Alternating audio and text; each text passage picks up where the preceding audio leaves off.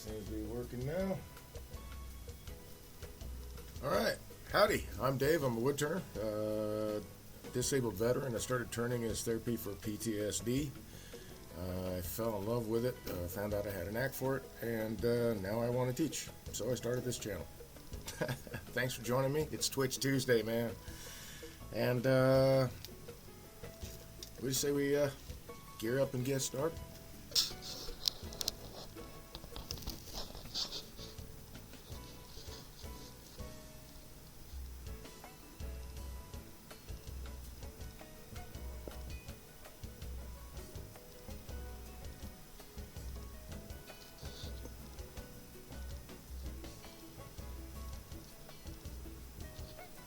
Guess maybe a little bit higher.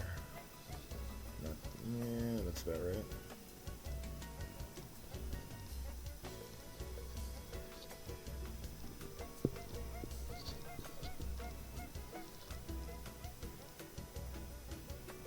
Groovy. All right. So I'll be working with, let's see what I got here. Elm, red heart, American chestnut, teak, and this piece of maple. And I reclaim, I rescue as much wood as I possibly can. This piece of maple happened to also be at one point the facing on some shelving. So I cut it down to 3/4 since it was 3/4 facing. And I'm just going to round it out because I might use this. I want a choice between colors for finials. The maple is a little bit darker than the teak. This is the teak that I rounded out a little earlier. But I wanted to talk about the skew. Now, this one is radiused.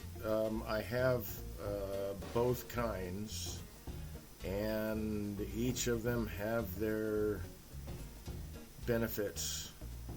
I primarily use this guy, but well, I don't know, probably 60-40 I use this guy. And it has a short point and a long point. Also called the heel and the toe. And I'm going to go ahead and round this out with my skew.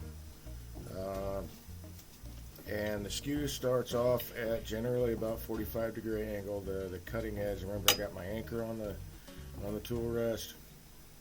I've got it right there on my body. I think you can see that. Yep. And then I have the cutting edge at about 45-degree angle to start with. And it depends on the wood, the type of timber that you're turning as to whether or not you need to adjust. 45 is just a place to start. Sometimes I've been up to probably 30 on some woods, 30 degrees, and some a little bit wider. So it's just, you got to be able to work with whatever grain the grain is doing. So let's round. Another thing too. Typically, people, at least as far as I know, will use just the short point when they're doing spindle turnings, and I would love to encourage you to start to practice with the long point. The handle position changes for one. With the short point running, I've got my handle. It's almost perpendicular to the tool rest, maybe about, I don't know, 5-10 degrees off. But when I start flipping, use the long point, which is what I try to do when I'm working like along a longer run that's straight. The handle comes out to, well, 45 degrees, and that puts the cutting edge right out. Everything is right in line with going that direction. So,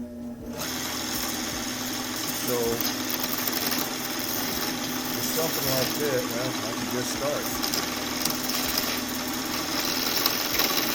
So I'm still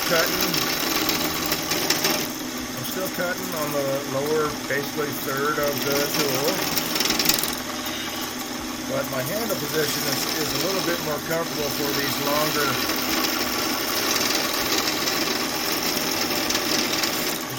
runs.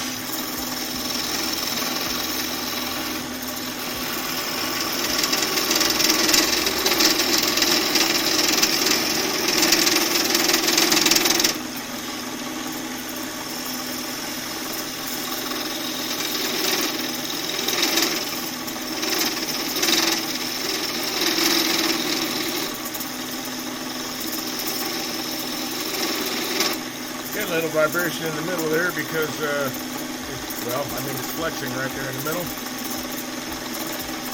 Now, going to the right, I will typically use the shorter point, especially going into the live center. Because coming in this way puts that point a whole lot closer to that.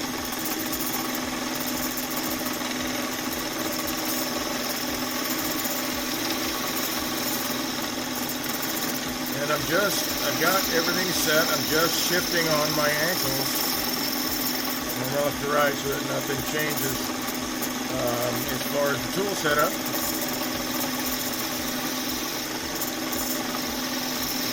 Except for that part right there. Almost got it.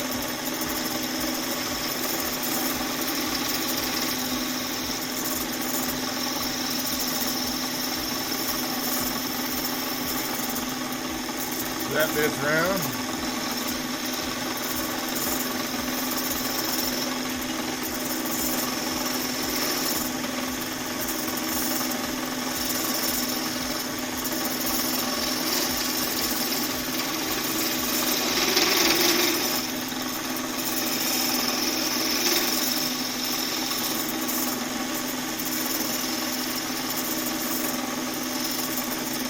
And I'll most likely cut this piece in half anyway. I don't need, or maybe even thirds.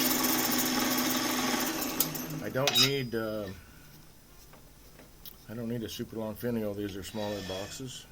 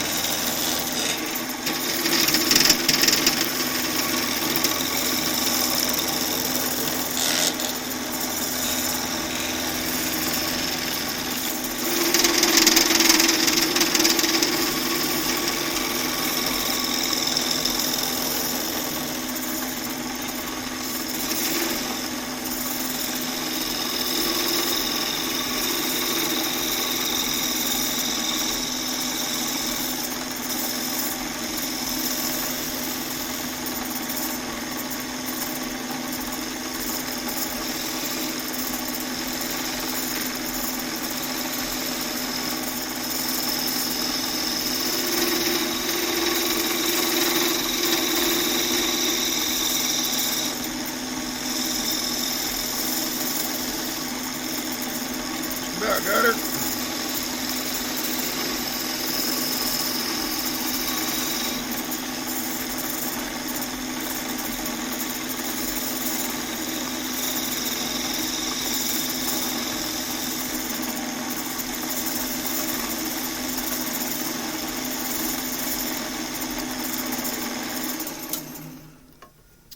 Okay, so let's see.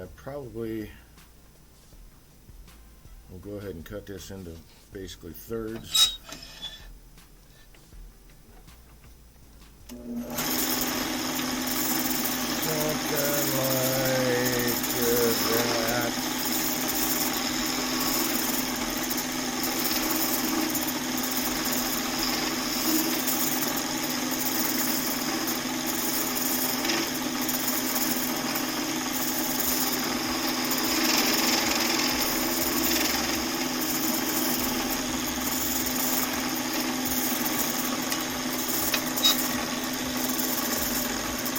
I think on the larger box,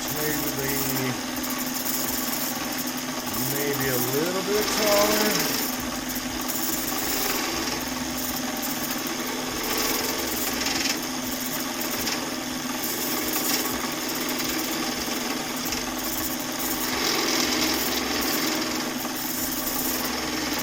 I'm kind of thinking,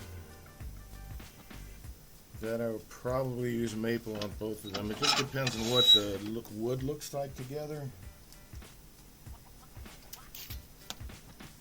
So let's go ahead and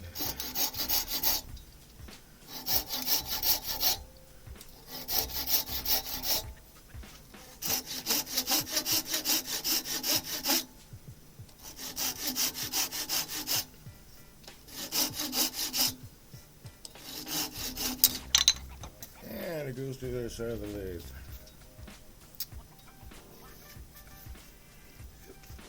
Set that aside. One moment, please.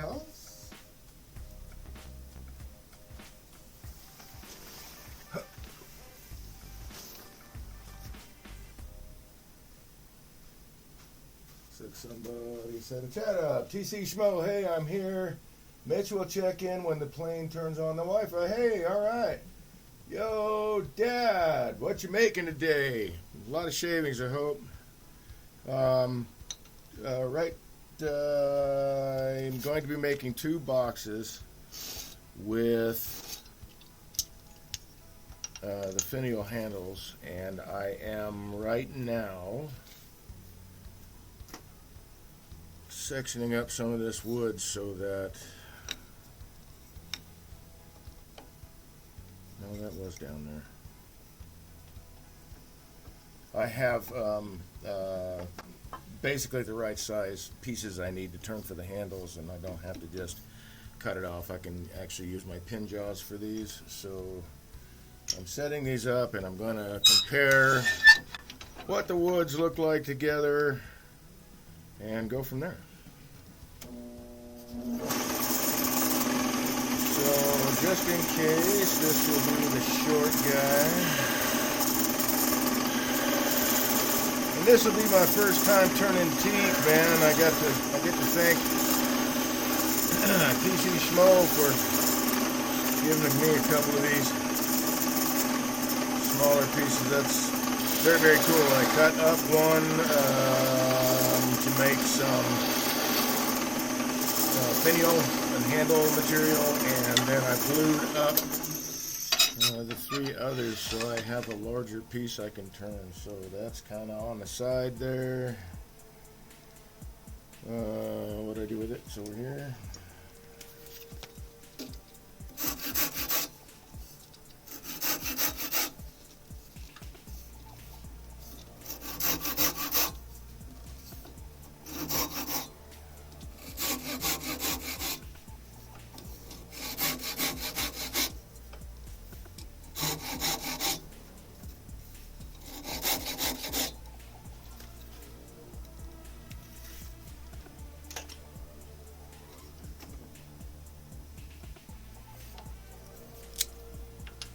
Whoops.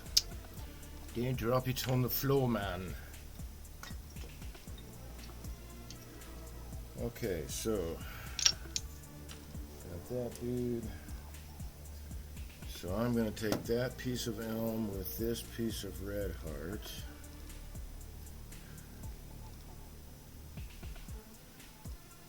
Yeah, so I think I'll use teak for that guy. And then this piece of elm and this piece of American chestnut. So I guess it will be, well, I don't know, man. It is a darker handle, so maybe teak for that one as well. See what we get up to when we get to that point.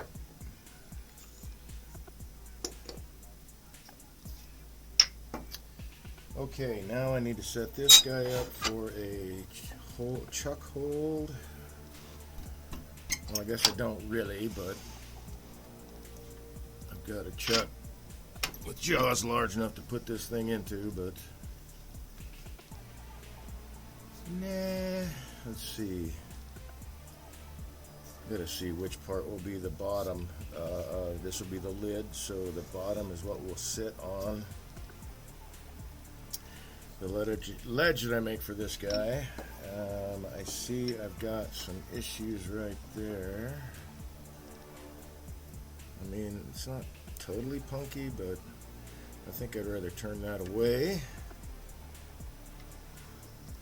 So we'll flip this dude around.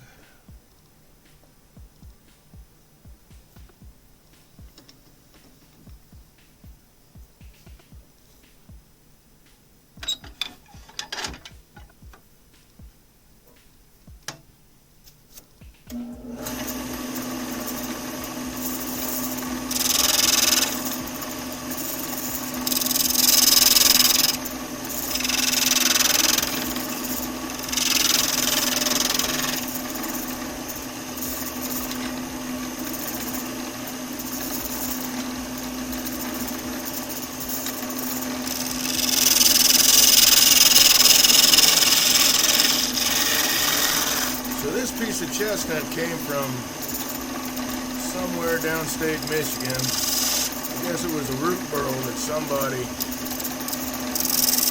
found on their farm, and pieces of it made their way up here.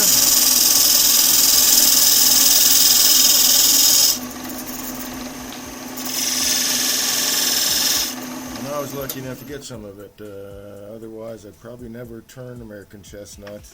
I know, or I have read that they've been working on breeding the Chinese chestnut with the American chestnut to hopefully bring back the species. I know there's a grove or two, maybe three very small groves of American chestnut that have not been destroyed by the blight. I think it was a blight. It is something that the Asian chestnut was immune to, but passed on to the American chestnut, which had no natural immunity to this blight. So most of the American chestnuts, once Chinese chestnuts were brought over, died. So this was a root burl. Like I say, I'm really fortunate to, I think, have a piece of it.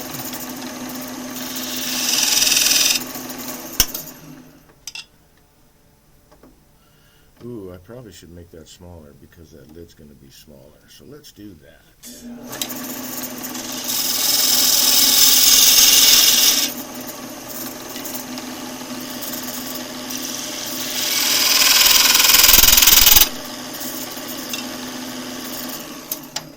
Alright, so now we're all set up. Everybody can turn in a chuck.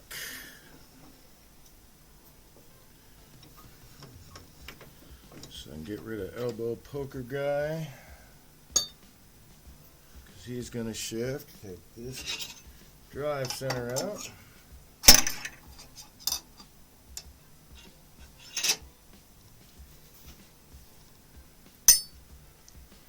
Let's go with, time to change jaws. I forgot I had the larger jaws in here. Oops. Well, sorry about that, folks. Thought I was totally prepared this time. I guess not. So, let's swap these jaws out really quick.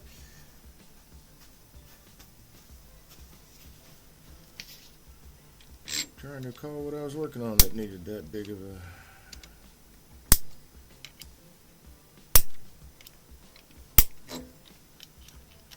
Oh, there's one of the hollow form I did, back hollowing the entire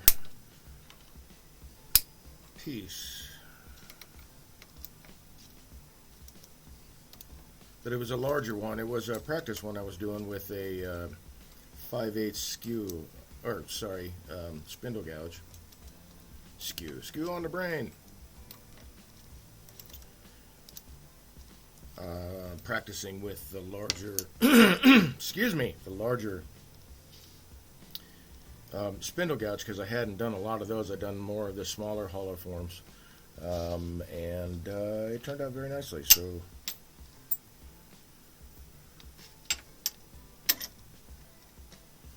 I'm happy with that.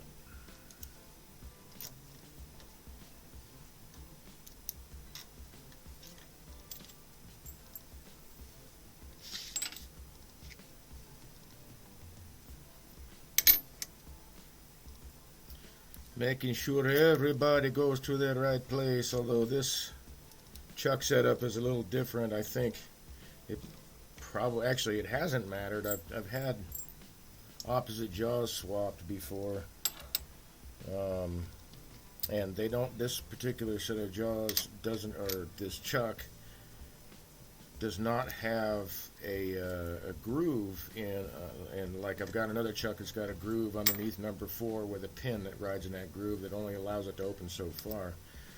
Here the pin is set in the side of the chuck, or in the channel that the slider runs in. So any of these jaws could be moved around. I just have gotten in the habit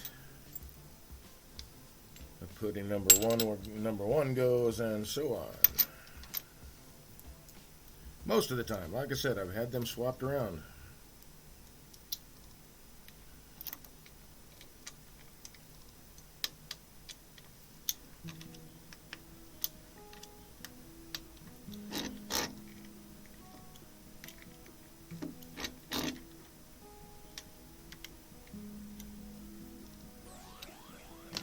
Alright, and we'll set these back into the cabinet.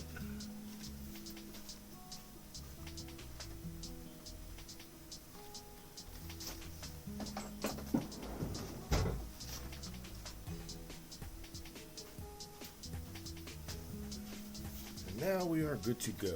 Alright, we're going to start with one of the bodies.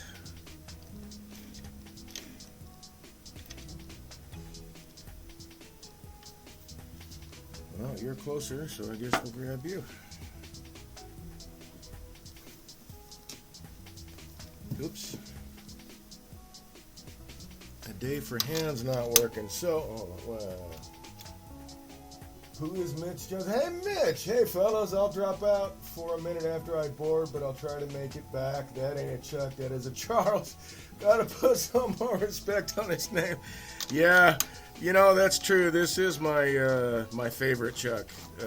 It's a Vic mark. I don't get paid to say that. It's just my favorite Chuck. It's a very solid one. Now, I'm always open to the idea there, folks at Vic Mark. If you'd like to sponsor my channel, I would certainly appreciate that. I do like your Chuck.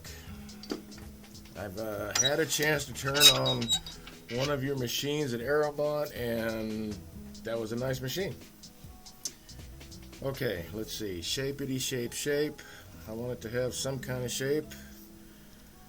And I don't recall. We're going to have to re-find out which way the grain wants to be cut because it is a little old.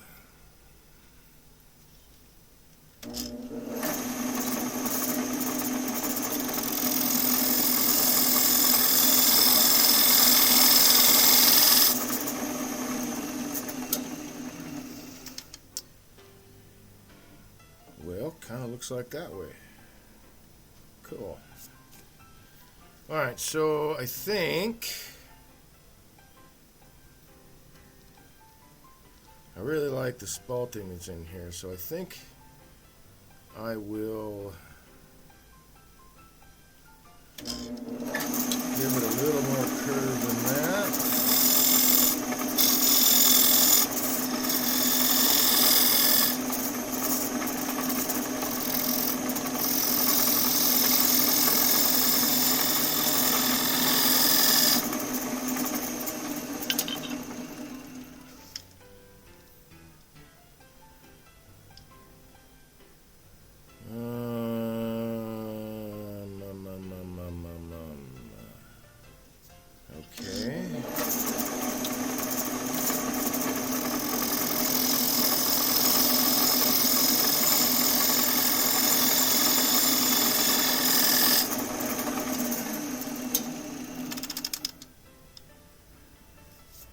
I think we're getting to a shape I like.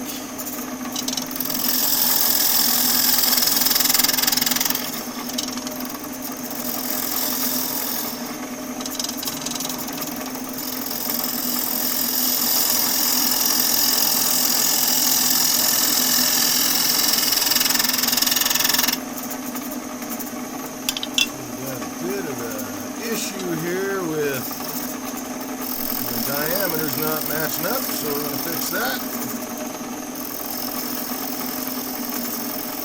A little bit of a pull cut, just a very light touch.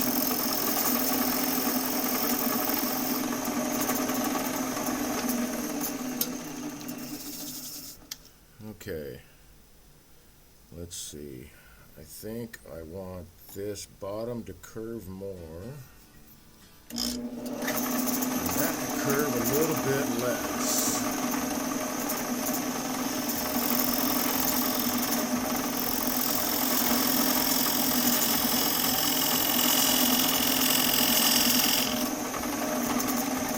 Play with that idea.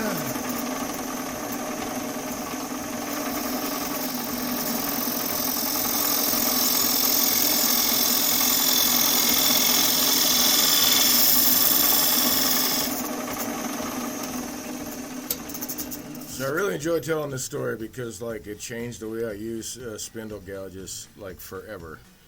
I was actually taking a class from Mark Gardner. He had come out here to Traverse City, Michigan to do a one-day demo and then like 2 days of classes. And anyway, I was just starting more or less to play around with the spindle gouge in a larger way than I had before. And some of his projects is like that you use a spindle gouge. Like we did a sugar bowls, used spindle gouge and skew. Here, so anyway, I was kind of struggling with it, and he showed me like it takes practice, but he showed me a really nice way to, an easy and comfortable way to actually use the spindle gouge. So if you imagine that this trough is pointing straight up at, say, we'll call that a clock, 12 o'clock. If we go back to force, and then this is 90 degrees. We'll call that 9 o'clock since we're on this side, right? So 12 and 9. I want the flute open about 45 as usual with everything else. But I want to set my end point with my thumb on top here, and the direction that I want the flute to actually point when I make the finished that end cut. So I use, and in this way I'm using my body's own ergonomics. I know that my body wants to naturally go to a resting point wherever I dangle my arms or whatever. Here, my hand, I have it in an uncomfortable position. And in order to make that curve, all I have to do is lift the handle and push, and I will be able to complete that curve. And my hand, coming straight up, goes right to a comfortable position right at my end cut. And it makes it so much nicer. If you watch my hand, I'm coming straight up. My left hand is coming straight up my body.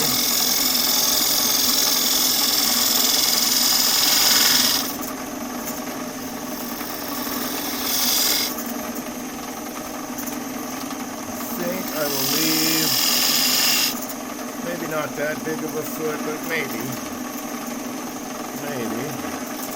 So my end cut there.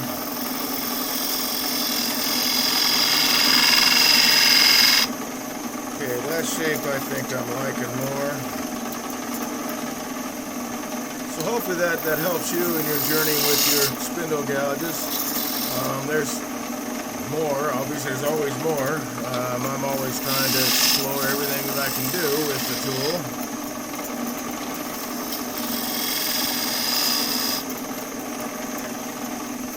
Okay, so I'm going to want to cut this off, square this up. Am I happy with that curve? Let's see. I think I can do a little bit better with that. So once again, I've got my end point set, and that's where I want my tool to stop at the end point of my cut. It's not going to be all the way closed. Got my thumb on top, put my hand in uncomfortable position. I have to rotate my hand to get that cutting edge at 45 degrees. And then I just come up straight up my body. Not turning my hand, I'm just lifting it. Just lifting it up, and it wants to naturally turn into place. Okay, that I can live with.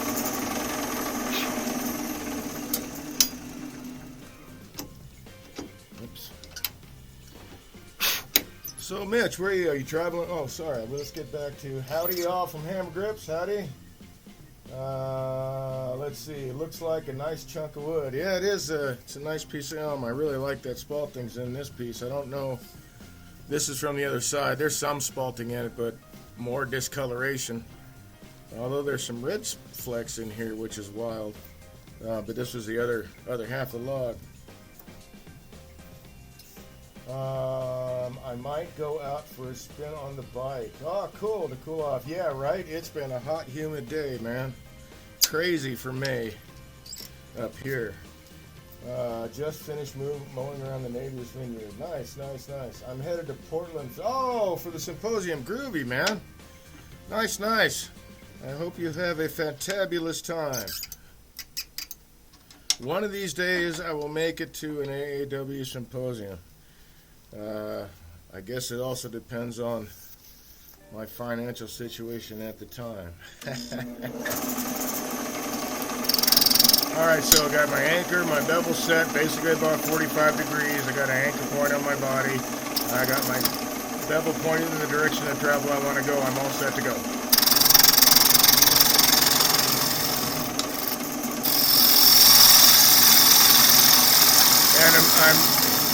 And I say this a lot, turning is more finesse.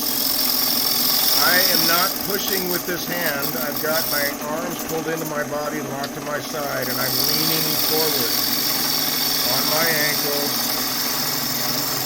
very slightly. So my whole body is working with the tool.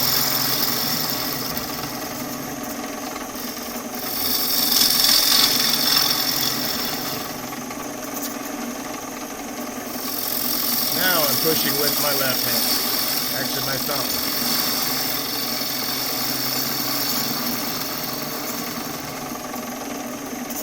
Okay, do I need, no, I think that looks pretty good. Alright, so I'm going to, let's take this down a little bit more before we move to sanding the outside and then hollowing it out.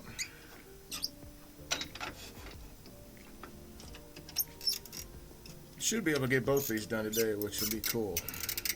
And don't forget, if you're in the area, let's get this thing up here where it needs to be.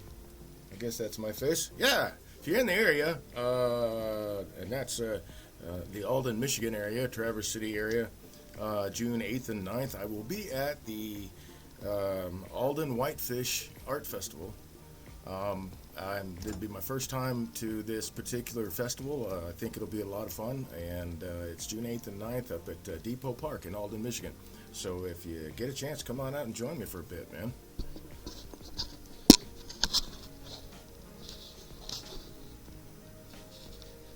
Alright. Too low, too low. Still too low. There we go. Alright, yep, we're going to take this down a little bit more. And I'm going to grab my parting tool. Because I want to keep some wood between me and the chuck.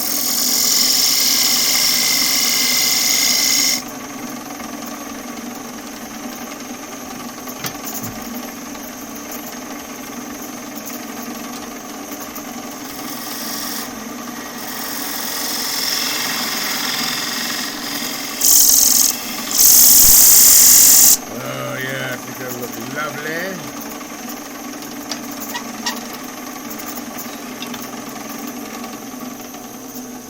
Okay, let's sand it really quick.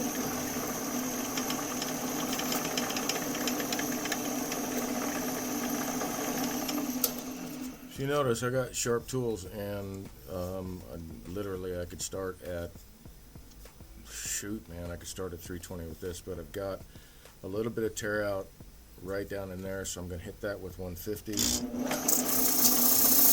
That'll clean it up really fast, and since I'm on 150, I'll just go all the way around.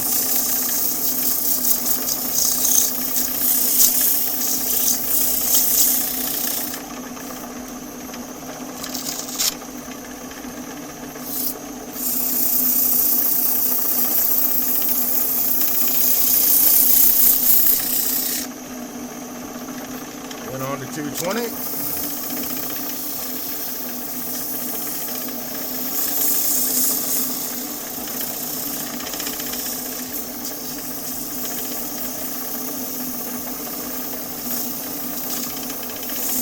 I think that with, oh yeah, that's what we'll do. Baldy's Better Bees Buffing Balm, man. We're gonna throw that on here. See how that makes that pop. That'll be groovy. Let's check it out. TC Smo, and the poor people stay here and work, right?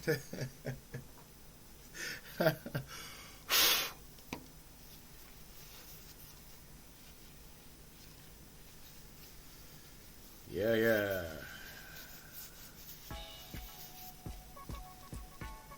Alright, so don't need a whole lot, and hey, it's been warmer today, so this is more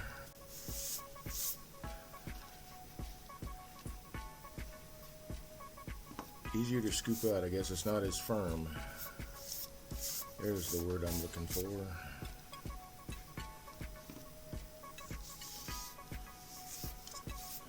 And doesn't take a lot. Get all that excess off of there.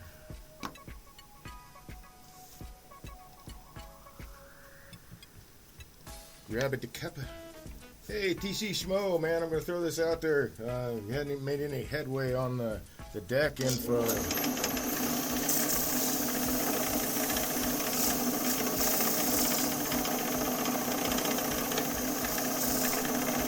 I know you're a busy guy. I know you got all that going on. Woo, boy, that's what I wanted. It's warm.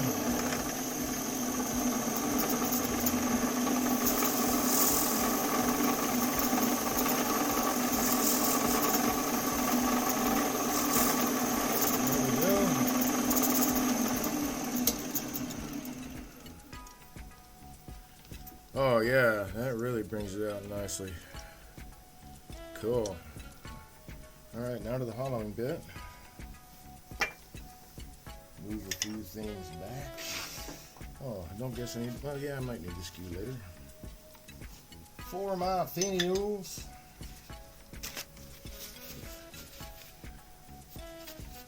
Beeswax off my fingers.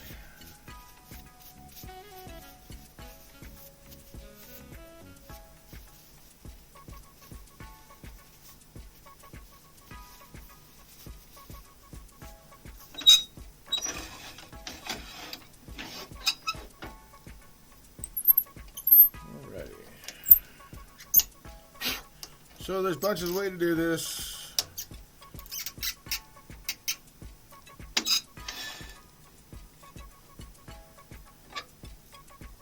Just need to pick your favorite and go with that. Not too low.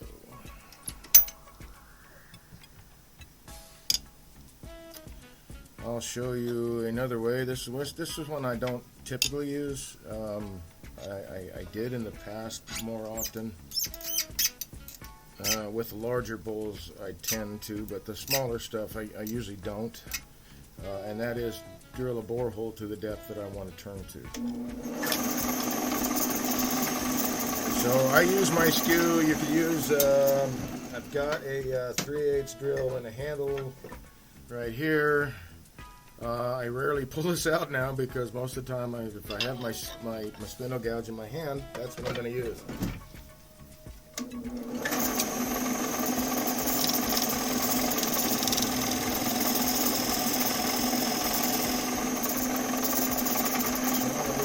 That far.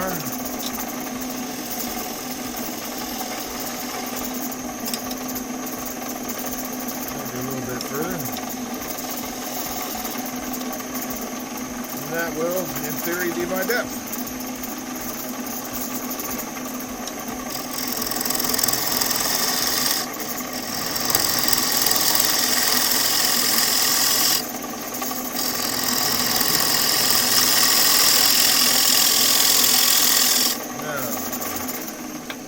Find out where the real estate is that I want to put this lid on. It's not going to be this wide, but I just want to see. Well, that would be alright, but I think a little wider than that guy right there, so probably that line, which would put me right about there. Okay.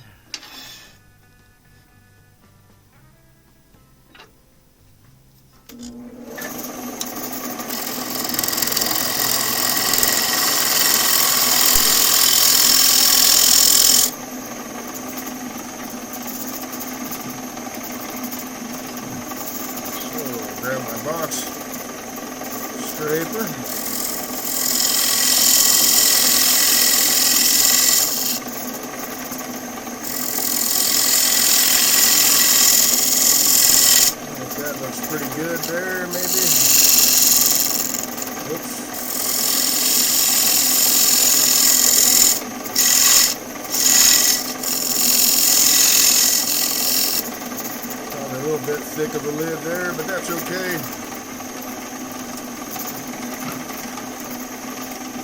Plenty to work with, and I might need to have a slightly thicker lid with this anyway. The American or this root burl is a less dense piece of wood, mostly because it was part of the root. So I probably will want to leave this a little bit thicker, just because it's a softer wood. It's just going to be a lid, but I want to err on the side of caution for this because I want the piece to last. So I think we'll stick with that, and I can always make an adjustment here if I need to shorten this. But I think that's a good lid thickness for me.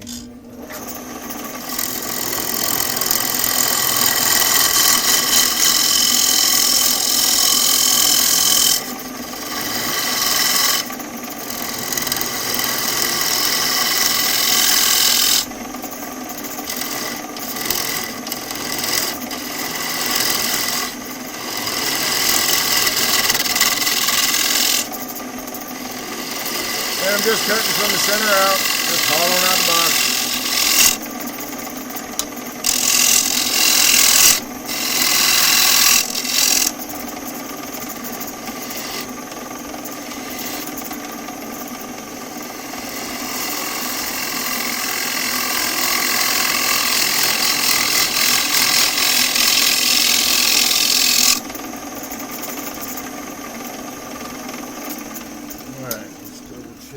Depth here, so I think that's right about where I want to be. No, I can go further. All right, good. Oops. Move this guy in so I have my support a little closer to where I'm cutting.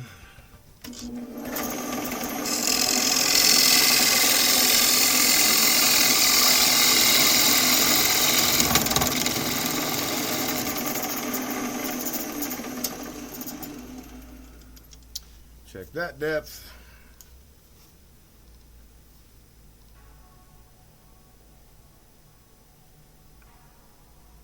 I'll go a little bit more. Isn't that freaking awesome though? That's pretty. That's a pretty piece of wood.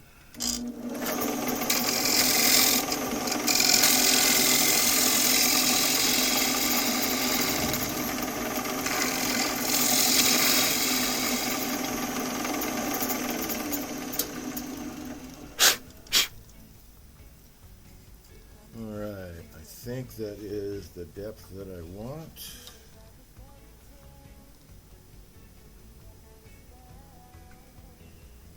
Yeah, that'll do. Should have this guy out already, but I don't.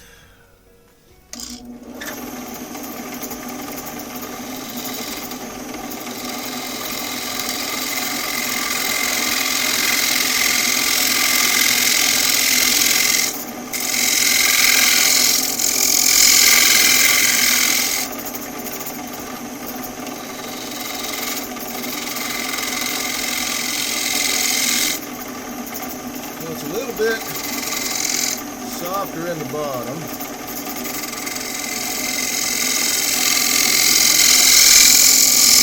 So I'm bringing my negative rate scraper up at an angle to get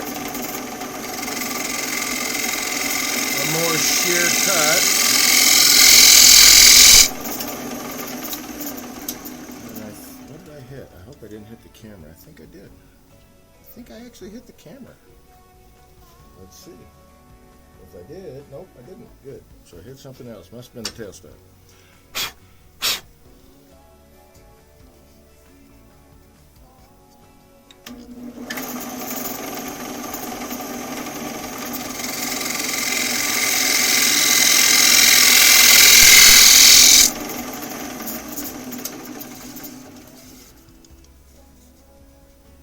Yeah, I think that'll do.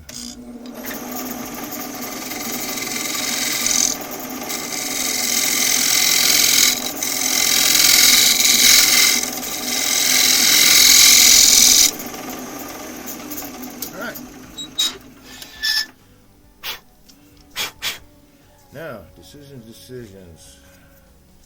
Do I bring that down a little bit? I think I will. I've got a little bit of wood I want to clean up here, so I'm going to drop that lip a little bit. Close to where I want to be. There we go.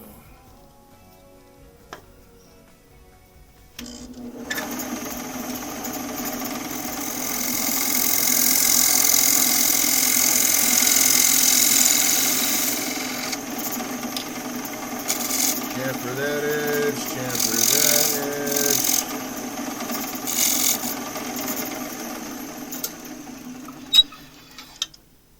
Okay, now, yeah, I like that. Okay.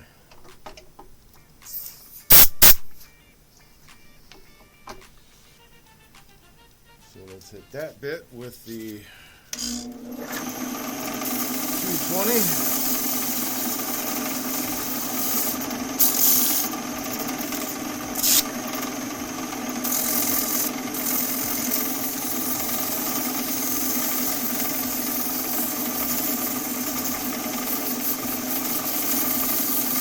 Sharp tool, so it's just a really light touch.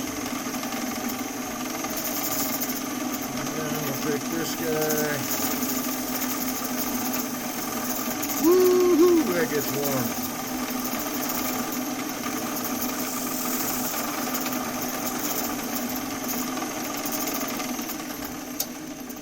Alright, that bit is done.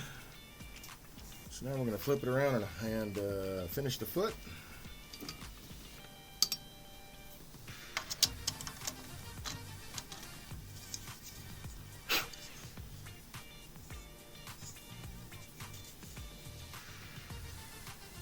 Yeah, finish that in walnut. Oh, that'll be nice. All right.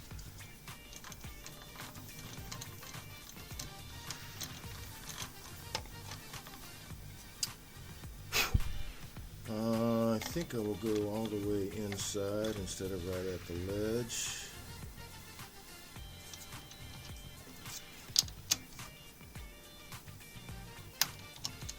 Trying to give myself, that little extra bit of safety. This is it's elm, and it's older elm. It's pretty soft in some places.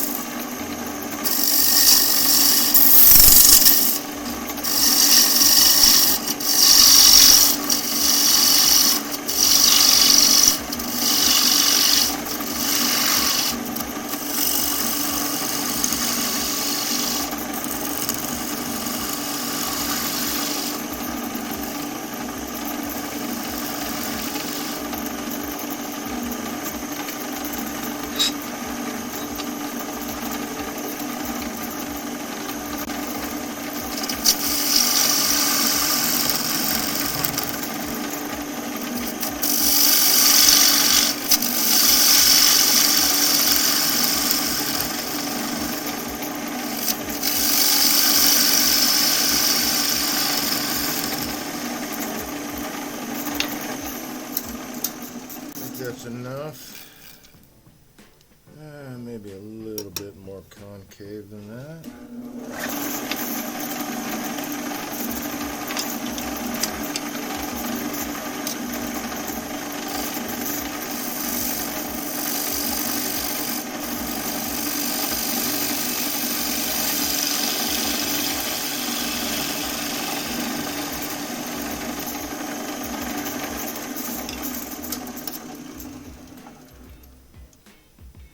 Go. And a little bit cleaner cut.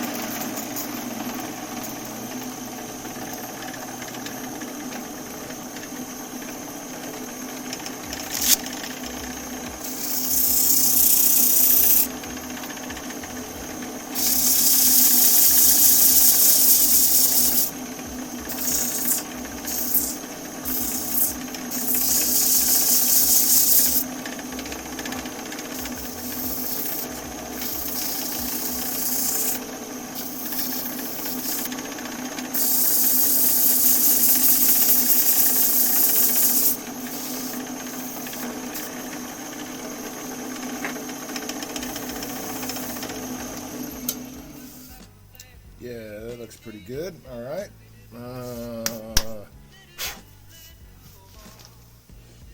Before I put on the wax,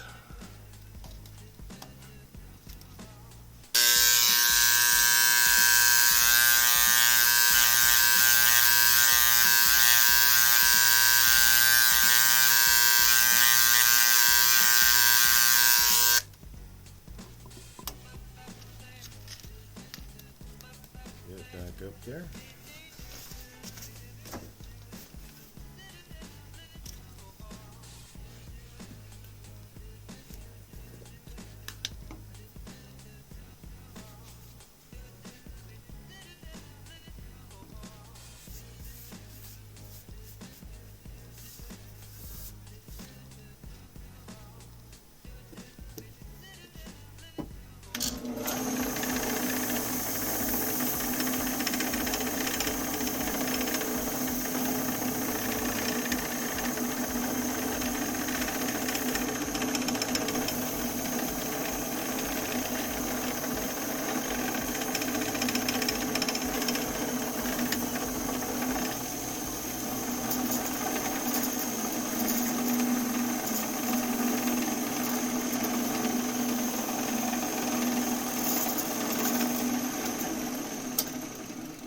Okay, I think that's sufficiently buffed in.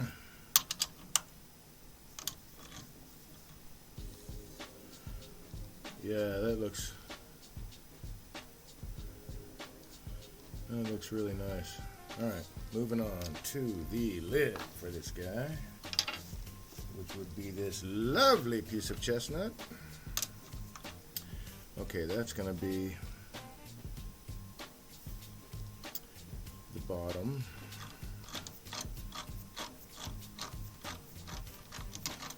Why I put that there, I don't know. Well, let's see. Hold on a second. I think my pencil line is really close. So let's size it and see.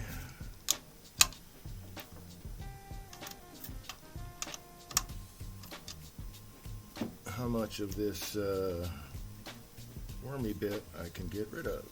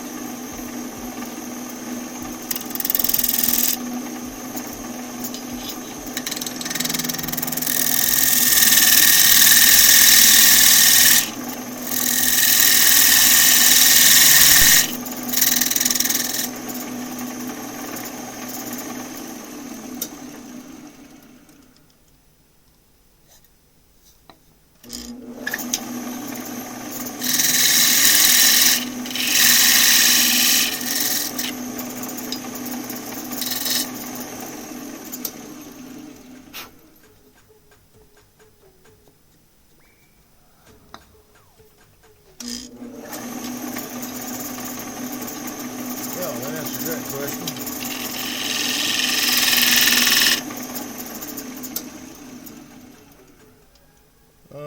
Still got a lot of wormy bits there, and I'd really like that not to be, a lot of it be turned away, I think. You know what, let's take a look, let's do that.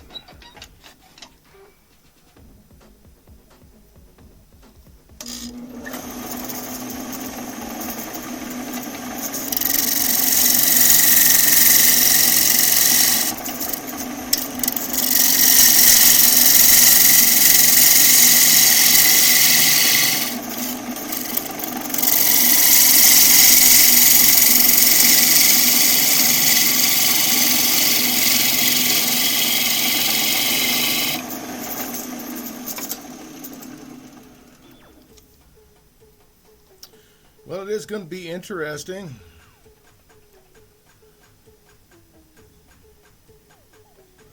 Let's see if that will come out or not.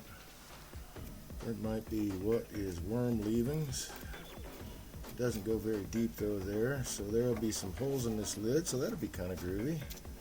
I think I should probably go ahead and hit this stuff with CA glue.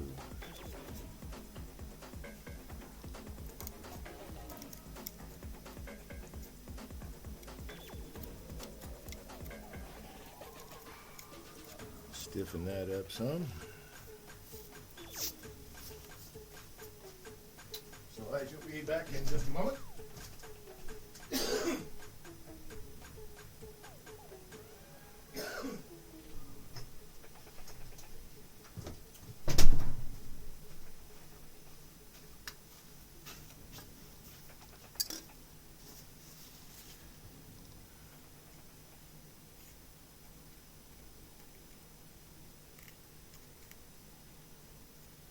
Just soaking it up.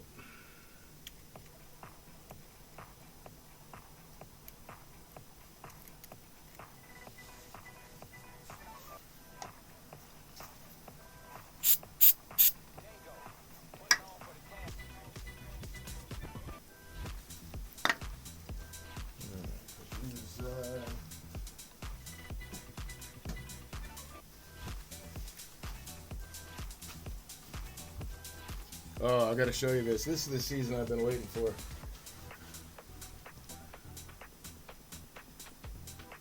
I got a fan running instead of a heater. It's too hot. I'm liking that. Not that it's too hot, but that I don't have to use a heater. Okay, that looks like that's going all right.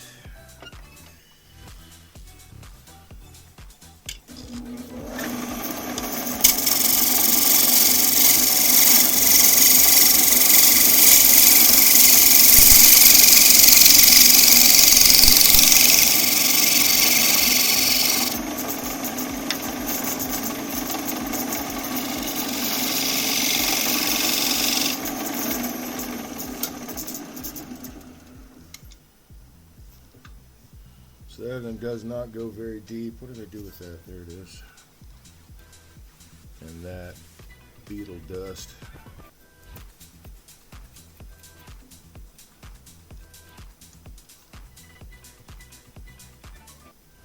Cool, man. So it's not a big hole right there, I guess, is my point.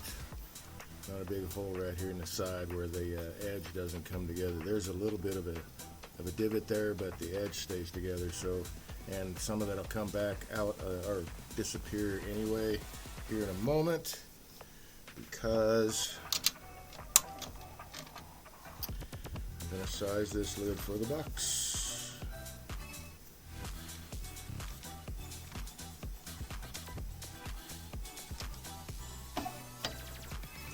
Chestnut is also, or I did say that, never mind. I haven't actually gotten to turn the actual lumber from the tree, American chestnut. That would be kind of cool. Not that I want to take down a tree for that, but if one happens to fall down, or needs to be removed because of disease, I'd turn that. I would think it would be a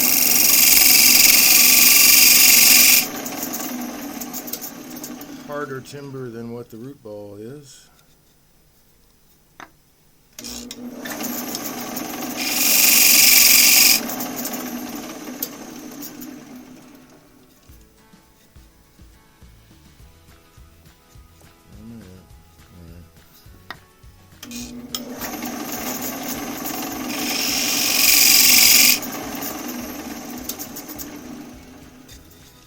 I want to sneak up on it. I don't want a super tight fit, but I want a little bit of a snuggish fit, sort of, kind of.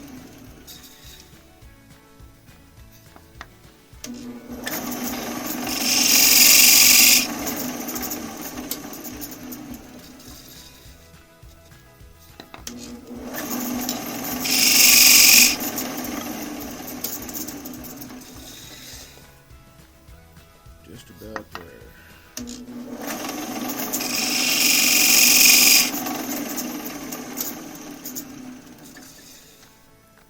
There we go.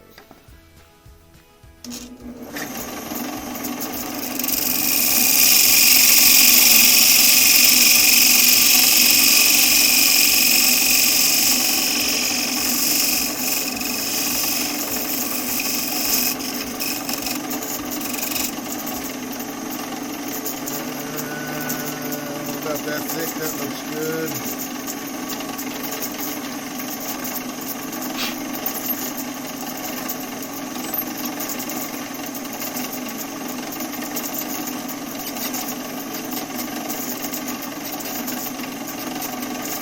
Make sure my tool rest isn't going to move on me.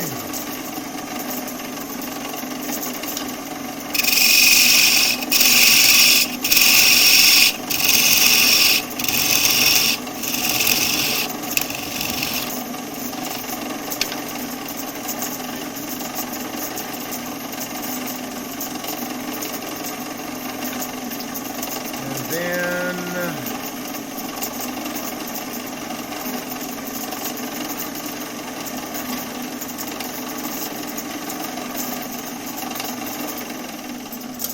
okay, let's take a look at this here. That's gonna open up. That's gonna stay about the same. That's gonna go away. Well, let's just see.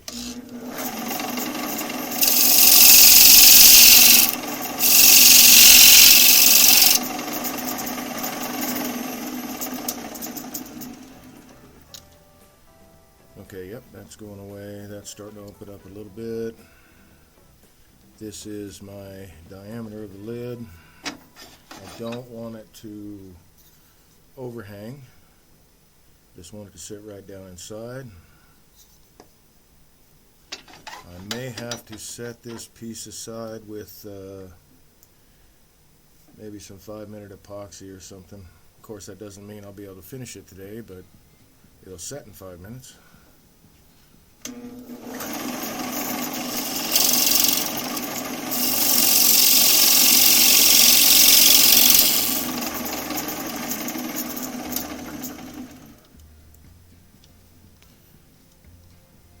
That might actually work out. That might actually work out. Alright, cool. Move this guy down. Don't need you for now.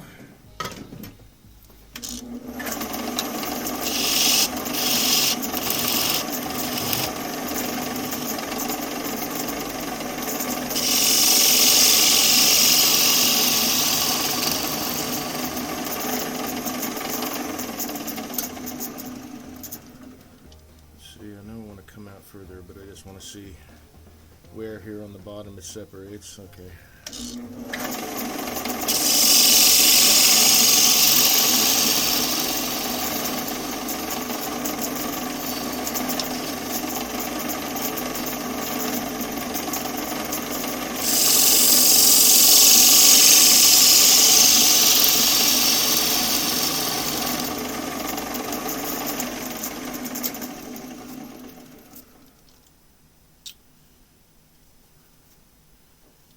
That's looking pretty good.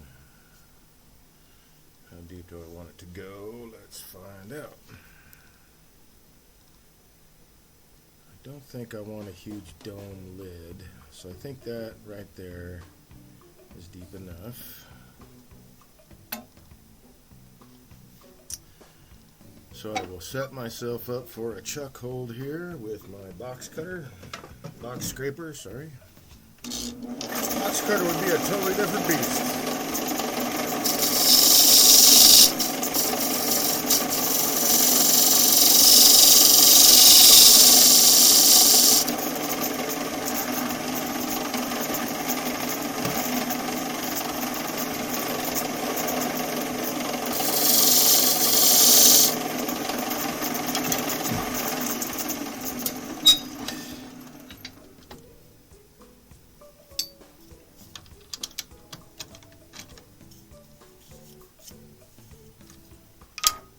So,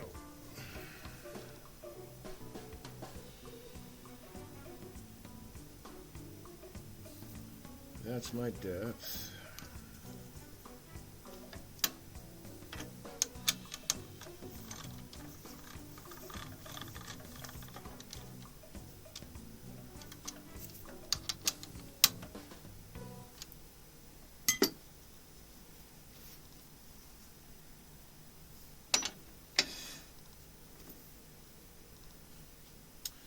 So I want to come down to that. What do I want to do with this? We'll find out.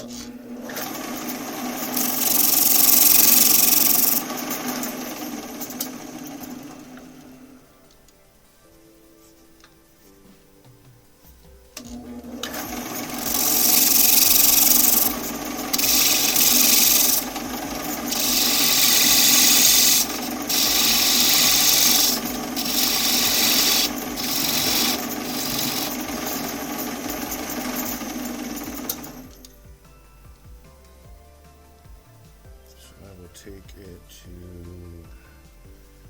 oh, you know what? I think I will actually, I like the way that the undulations, I don't think you can see it there. Let's look at this camera. The undulations there from just cutting down in. I think I'm going to cut some beads there on the lid. I like the way that color interplay and light comes across. So we're going to do that. So I'm going to leave this camera on.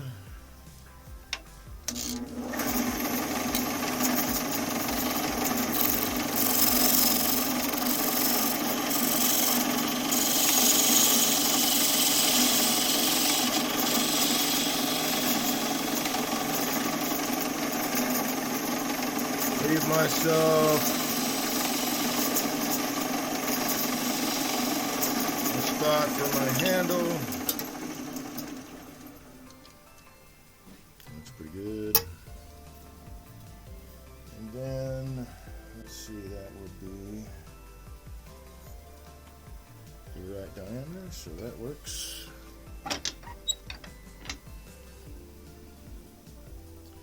Oops. One more ting.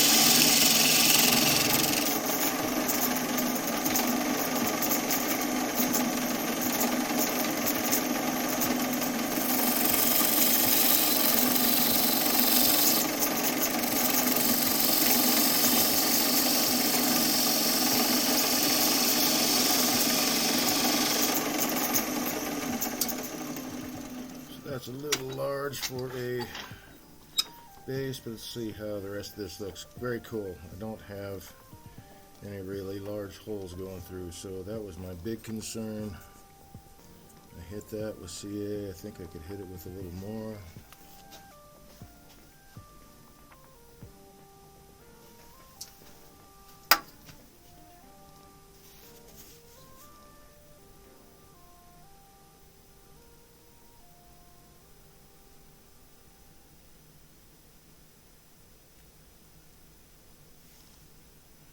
That should be enough.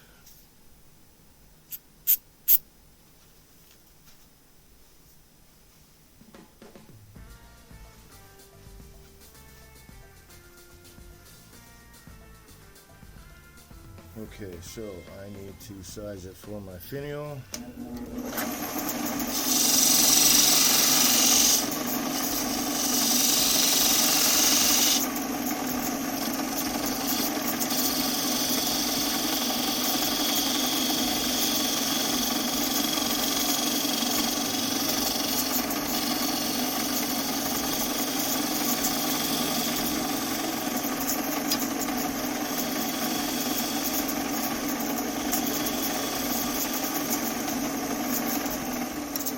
That should be slightly concave. There we are. Okay, beads. I think beads will make this thing look more fantastic. Oops, I think I need to hit. Yep, I need to hit that. So to do that, I've got to take it off the lathe.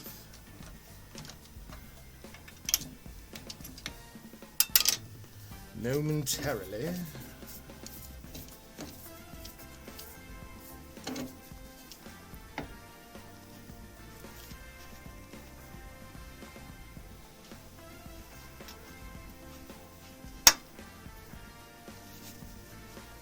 Because it's right here on top.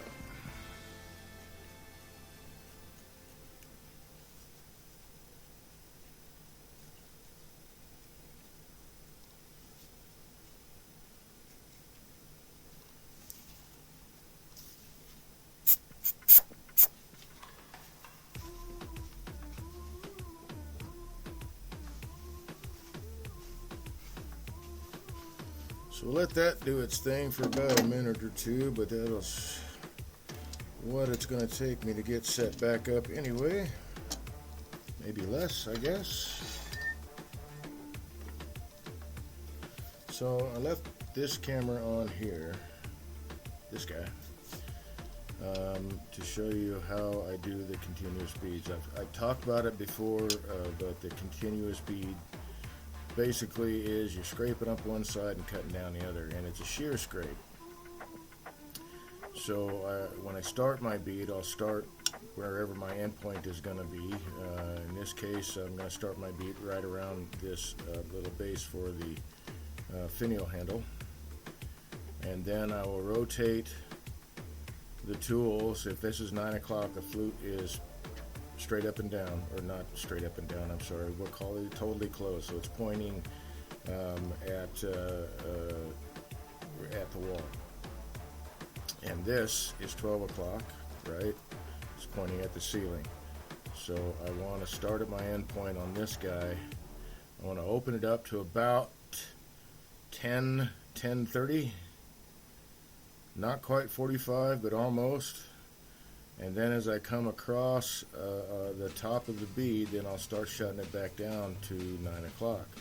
Then I'll come up the other side, open it up to about 10:30, 10:30, and bring it around. But I have to keep my handle parallel with the surface of the piece so that I have that 90-degree cut. I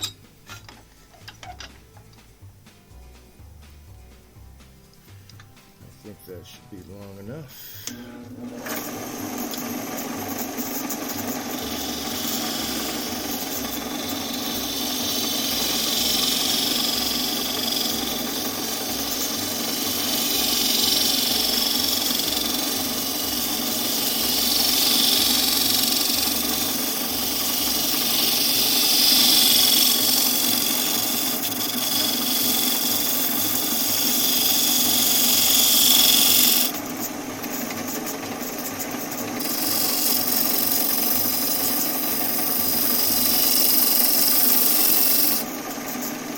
That part should be right above, right at the line of that ledge there, in theory. And that one up, and that one up, that one's okay, and that's the good side.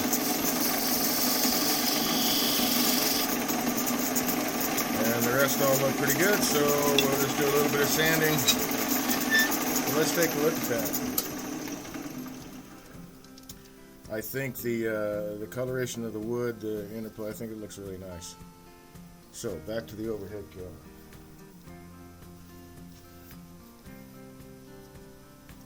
And on this guy, I'm just going to go with 220.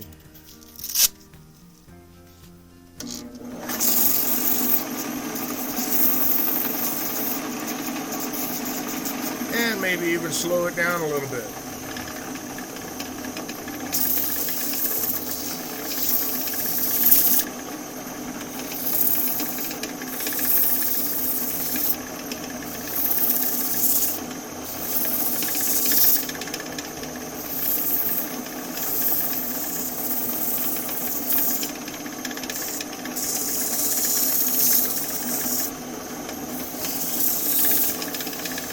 Anyway, to continue speed on a curved surface does take practice. There's a lot of mechanics involved. I'm following the curve around, so my whole body has to shift. I have to keep in mind, at least what I have learned so far, the best way to operate a spindle gouge. So that movement up and down. As you can see, when I'm putting my hand down, I do have to rotate my hand back to an uncomfortable position. But when I come back up, I'm just lifting, and my hand naturally comes back up, and I have to turn it. So I have to keep that in mind. So there's a few little bits and pieces here and there. But with practice, you can do it too, man. Give yourself the permission to make mistakes.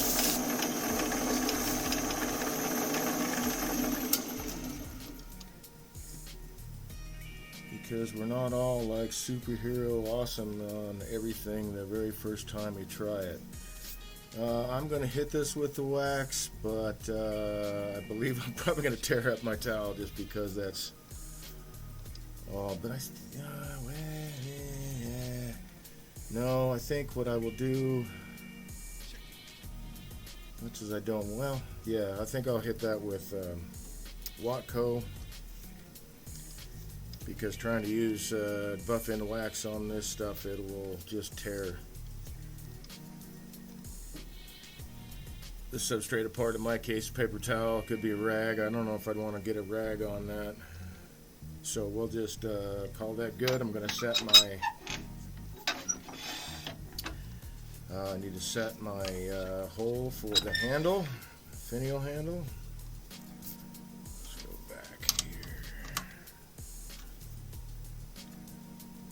Oh, I got plenty of room there. Alright.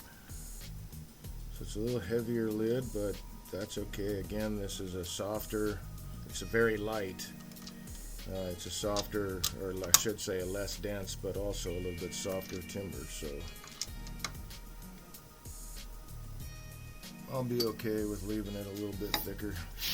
Not my usual, but I want this to survive. And again, it's very, very light anyway, so it's not like it's going to be a big, heavy, clunky lid.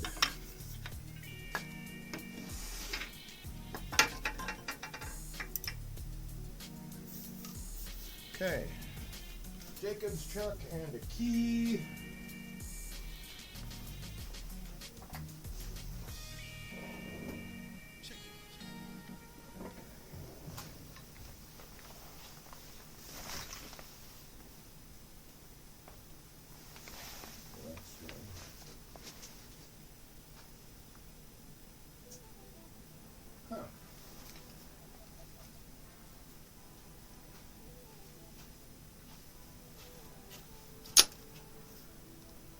Oh, I wonder if it fell off. I have misplaced my Jacob's chuck, and it might be in the sawdust and shavings.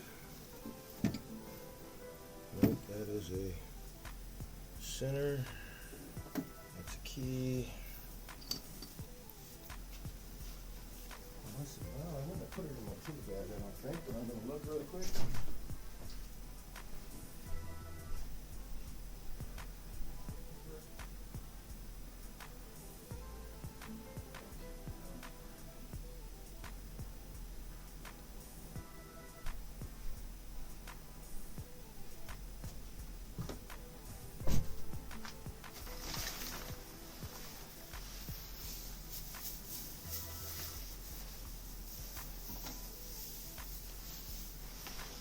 Well, really interesting.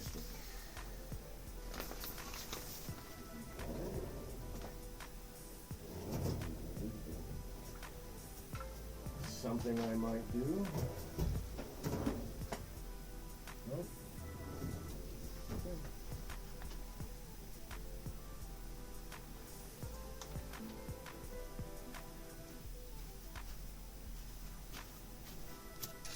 So that won't work out, but I have misplaced my Jacob's choke somewhere.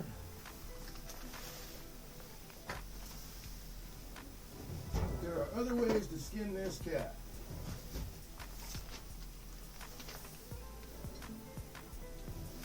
We'll keep that out.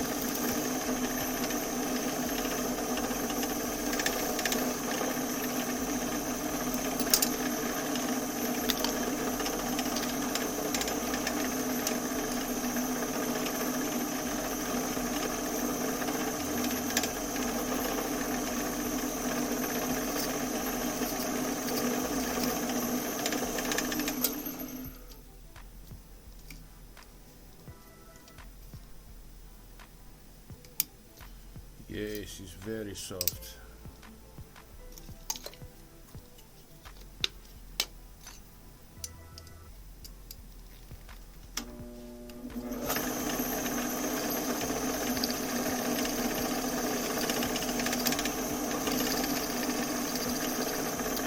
I guess I'm making it a little bit wider of the tenon then for this guy. So I will go with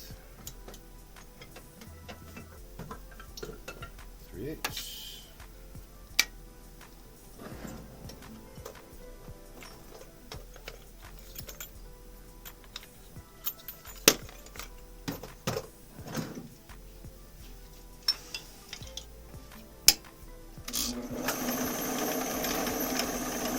Yeah, let's bring that guy up.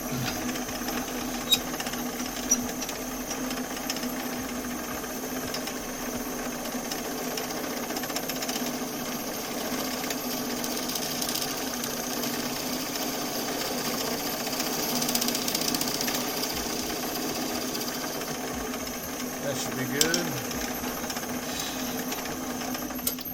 Then I just need a slightly bigger tenon than I normally make, which is not a big deal.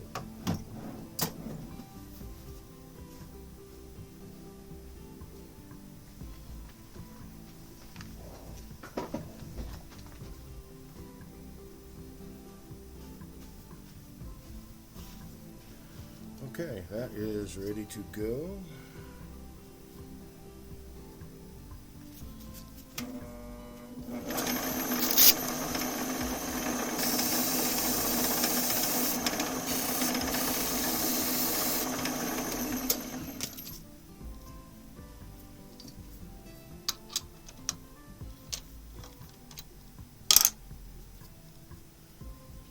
So we got that.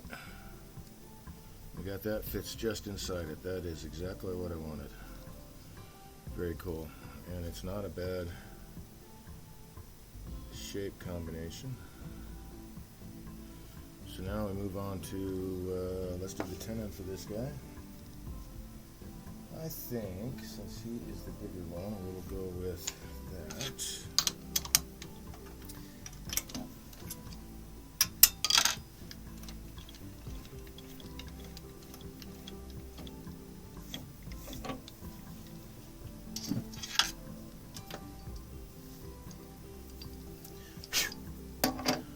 Grab the spindle jaws.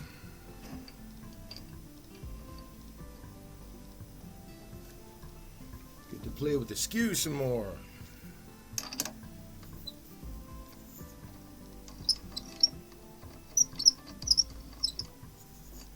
Too far.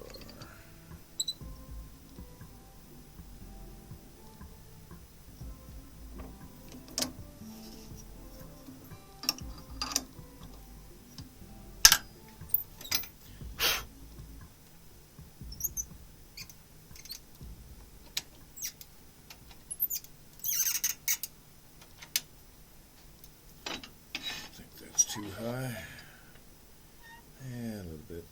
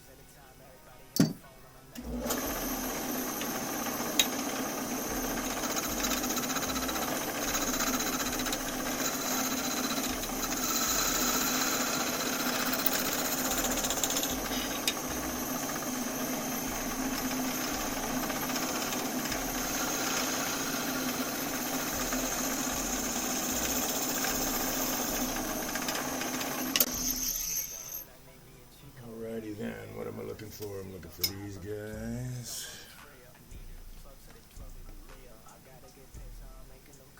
That's really close. Whoop, wrong tool.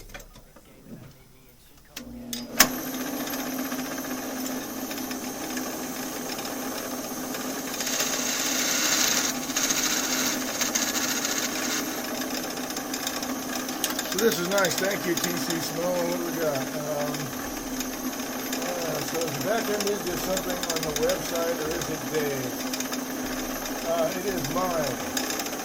Not mine. It is a playlist I put together on Slipstream that happens to work with OBS, which is the software I'm using to stream.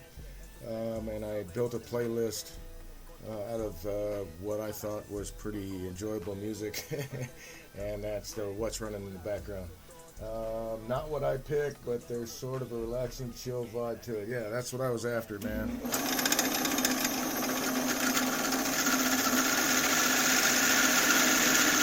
I think turning is very relaxing.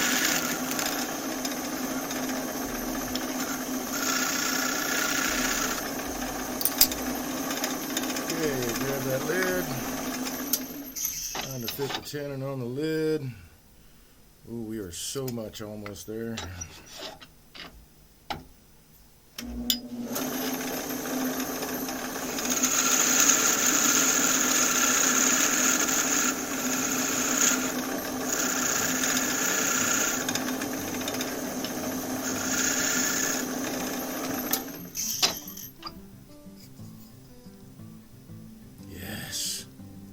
Awesome.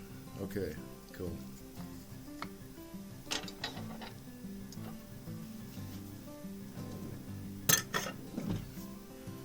Alright, so how do I want this to look? Let's see. How about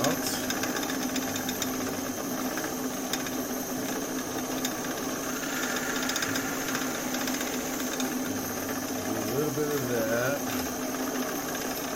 Chamfer that edge. Just a little bit more.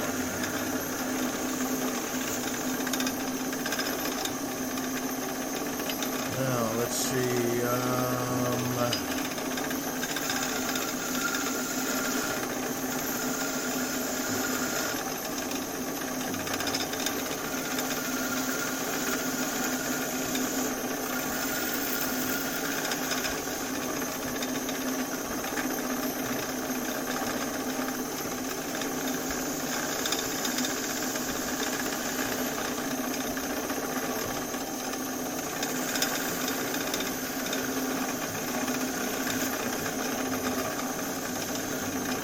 I think it definitely pays to practice with a skew. It'll be a little scary to start with, I know, because I had to start with it too.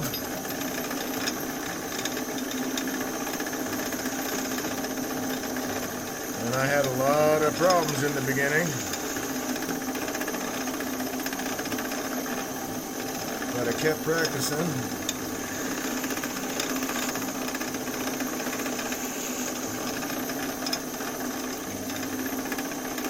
Because doggone it, I didn't want to say that I couldn't use a tool at least competently.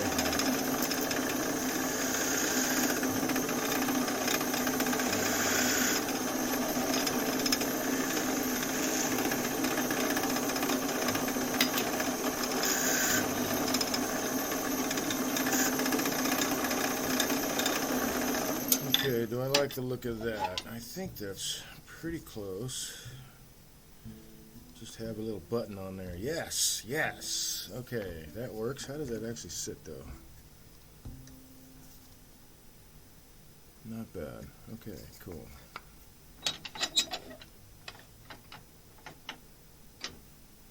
Do I want that thinner? I think so.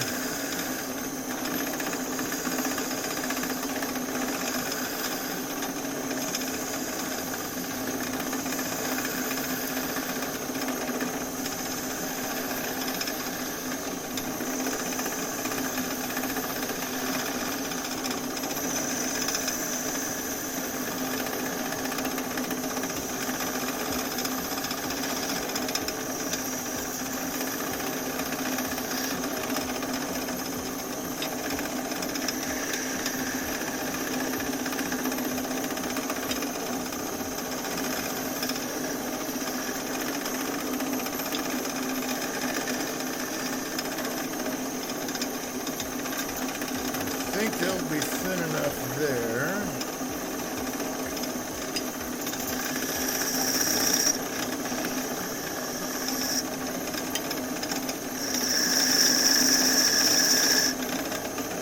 Well, you know, this teak is not bad to turn, man. I have not turned it before. This is pretty nice.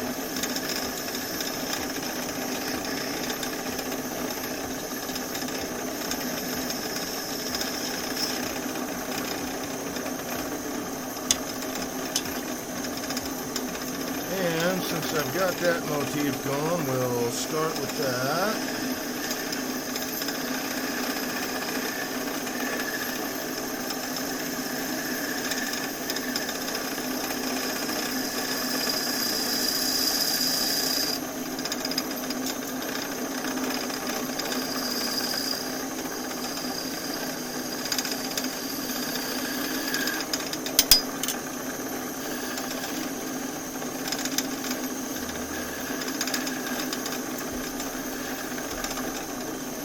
Clean up there. Wow, I am turning at 400 RPM. Let's speed it up.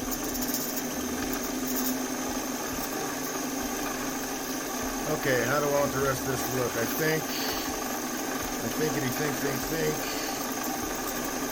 I want it to look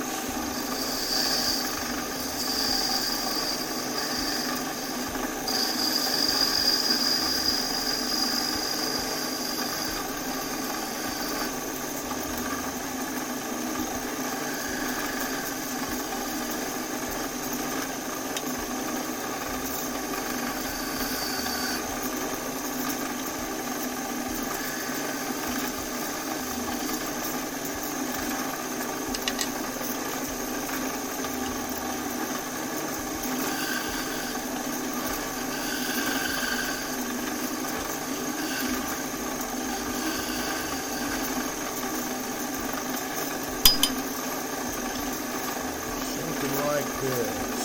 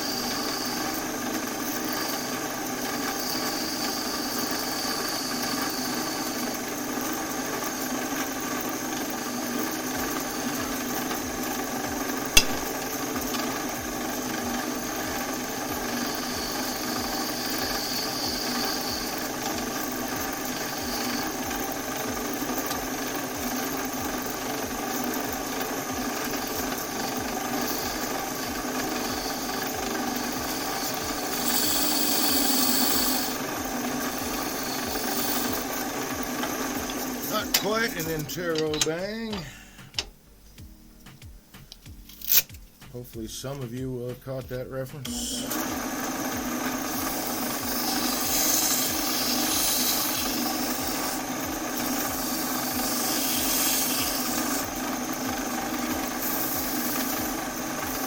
And for those who haven't, an interrobang is a punctuation mark that indicates surprise and questioning and all at once. It's not used very often anymore. Actually, I haven't seen it used in a long time.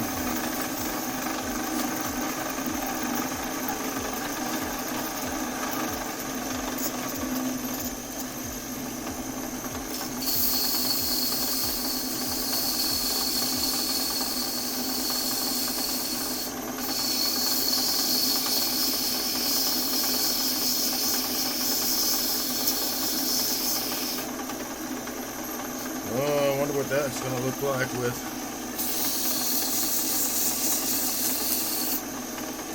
the buffing balm on it.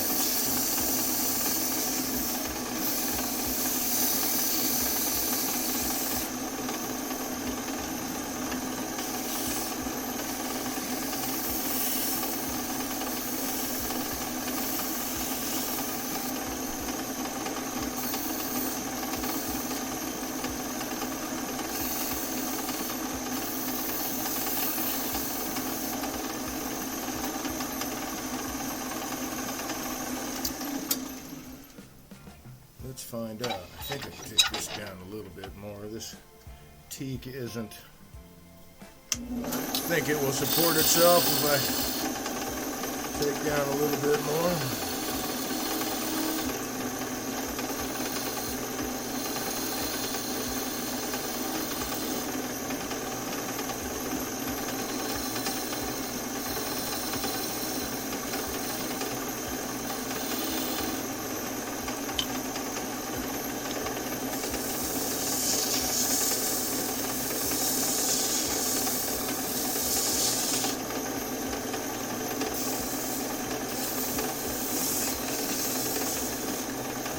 Oh my, that's a long comment. Let's go back to that. Take a look here.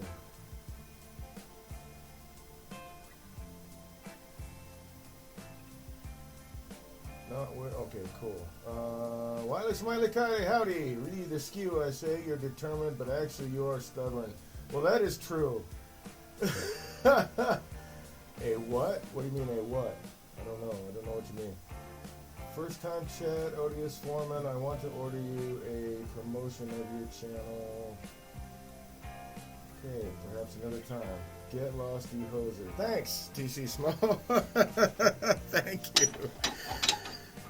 Okay, let's put some wax on this.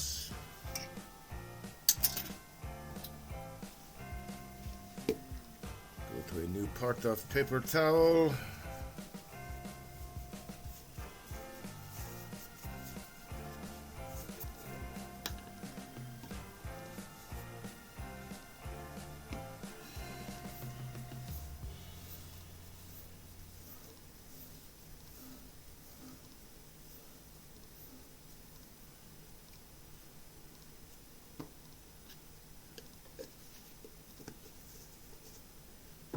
So hopefully I'm good enough at this that I won't get any on the tenon.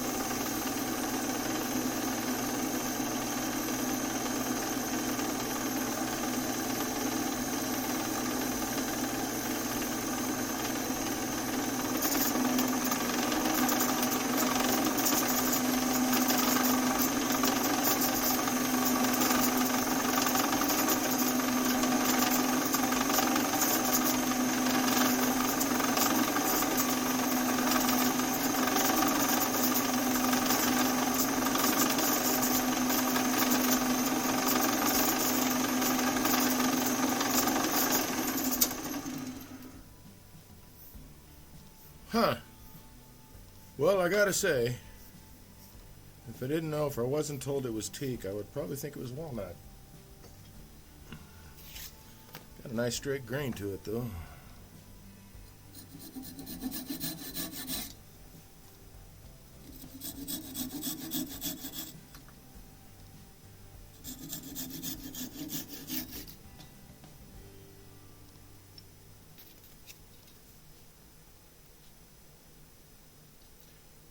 So, TC Schmo, do you know who is going to be at the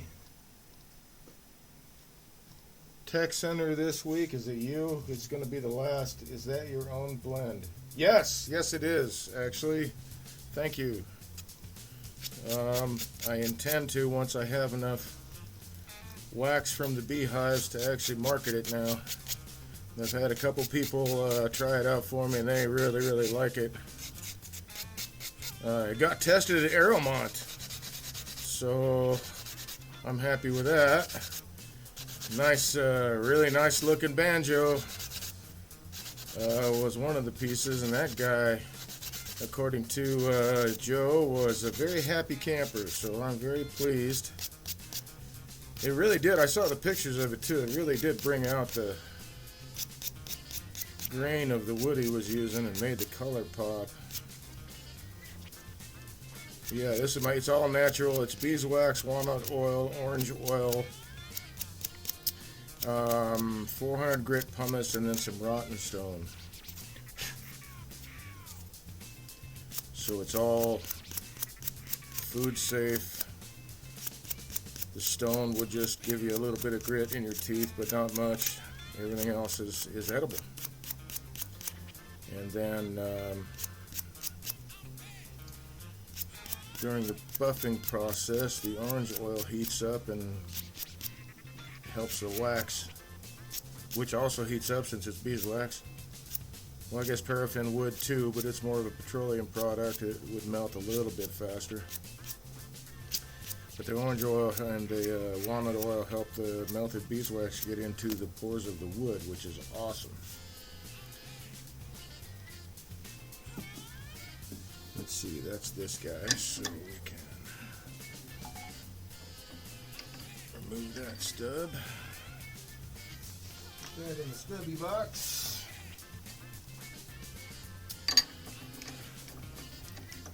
I'm going to go ahead and grab this by the tenon and just hit that end with beeswax. I don't have to have a super awesome hold since I'm not going to put a lot of pressure on it.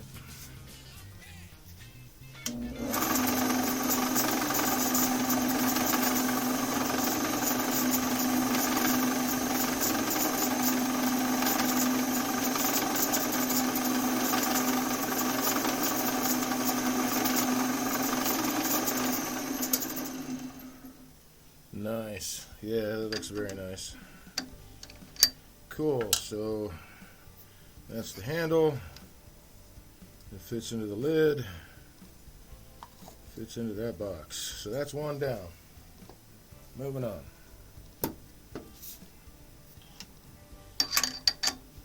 New in chat. RF is on this week. Okay, I'm on the last week, but we'll be fine with you switching. Actually, next week is this coming Thursday is the last week. They're closing down. Well, they're not closing the place down, but since they're starting to take things apart for the upgrade or whatever the hell it is they're doing there, the rebuild of stuff, and we're not going to be in there till I think July again. But Tom said that this next week is going to be the last week for bringing turners in. So, I would switch with you, but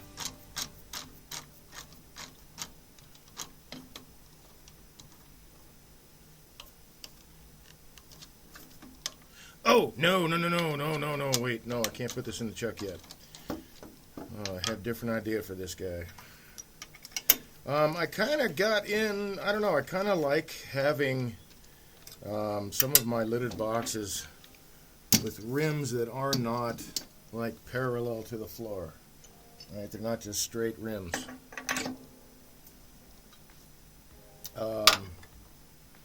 This one is.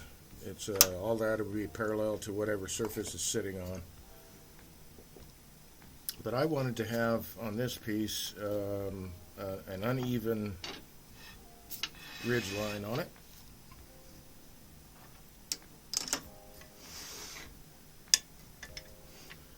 And so I had, I want to refine the shape on this too, because it's not exactly the shape that I'm after. So I might as well do that while I'm right here, before I move it over and onto a different center.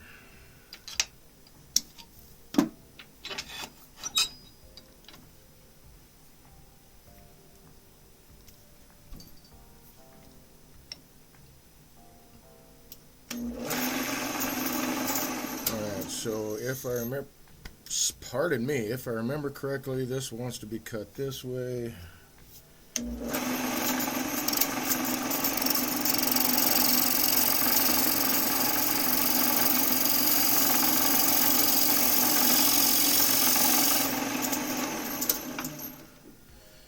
Yeah, not so bad tear out. Alright.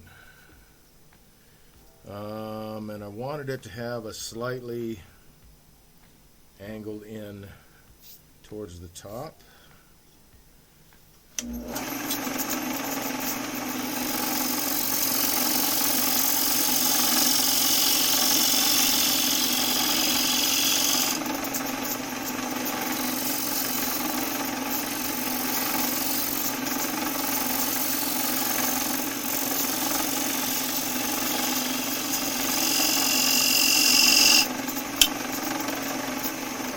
This wood here is soft and kind of punky, so I'm changing where my bottom is going to be, and I think it's going to be right there. I need to get rid of this wood. It's not really good for turning. Let's take it back. Let's see. Let's bring this up a bit.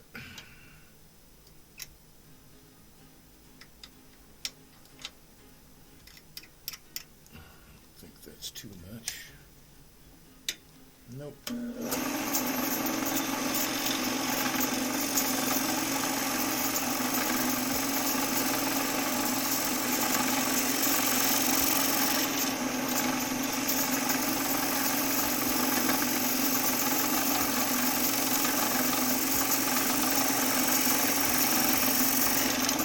Oh, I love making shavings, man.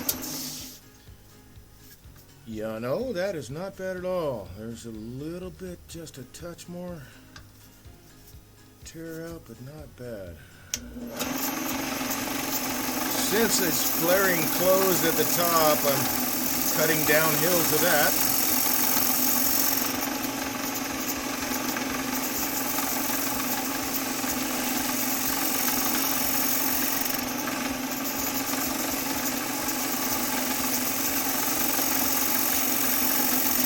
And you can see here on my skew, I'm not at 45. I'm closer to 35, 40 degrees for this wood, and leaving a really nice surface.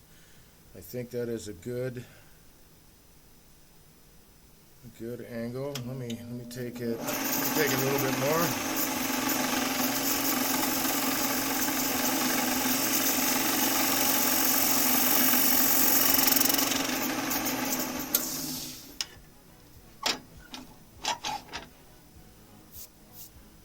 Do a little bit of the sanding stuff. Haven't decided whether I'm going to cut beads on this yet or not.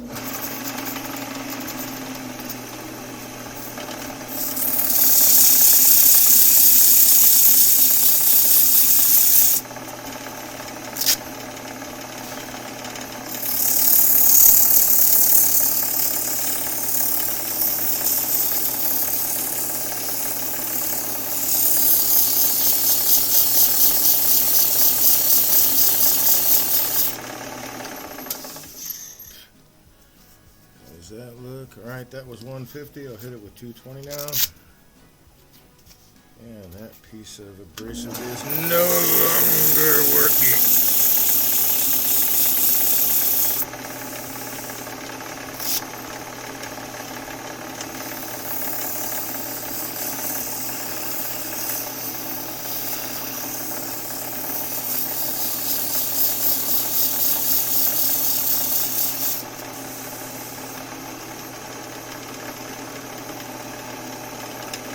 some of these lovely shavings.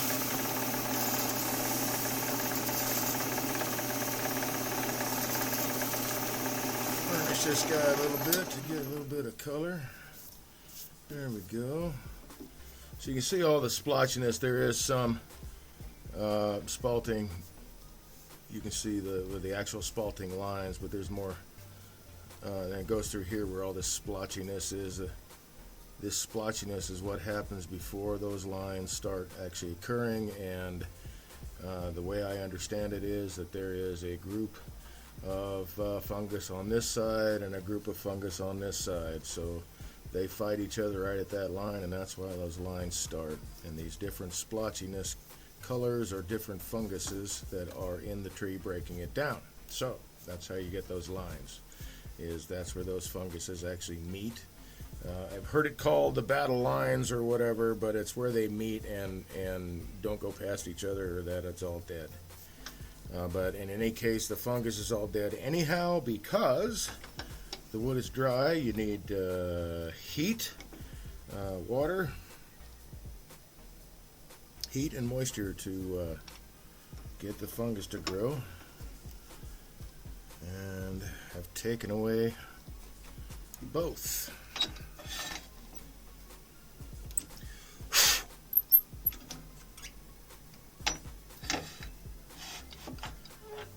I guess maybe not heat.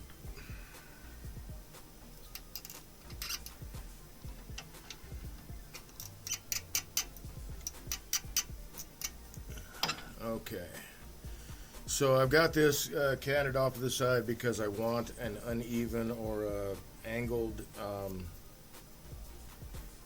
lip.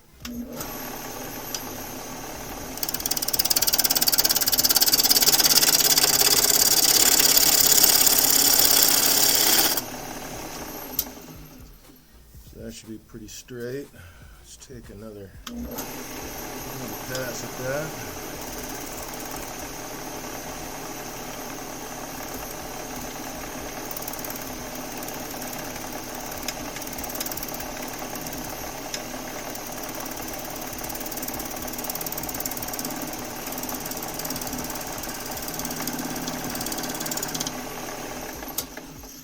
As far as I can go, since I am running into the headstock there, but that's all I needed. Not really, but hey, I can take that away. Actually, I can take that away now.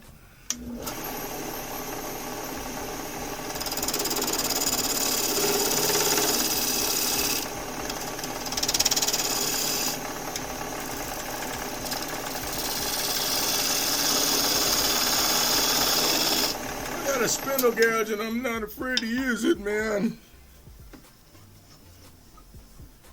Alright, so there's my uneven lip. Now I'm going to hollow this guy out.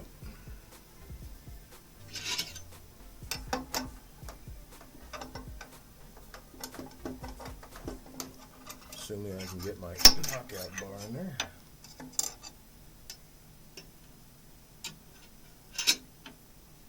We're on the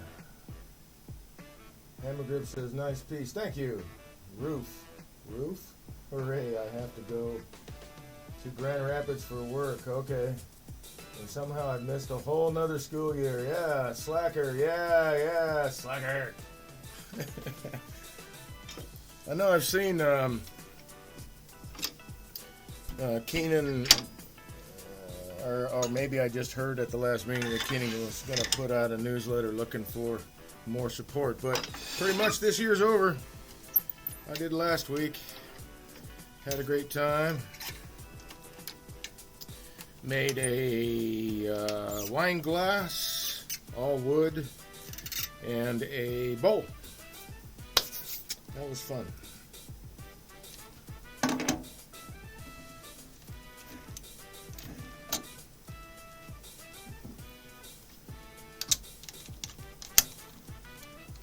Okay, so now we set this guy up.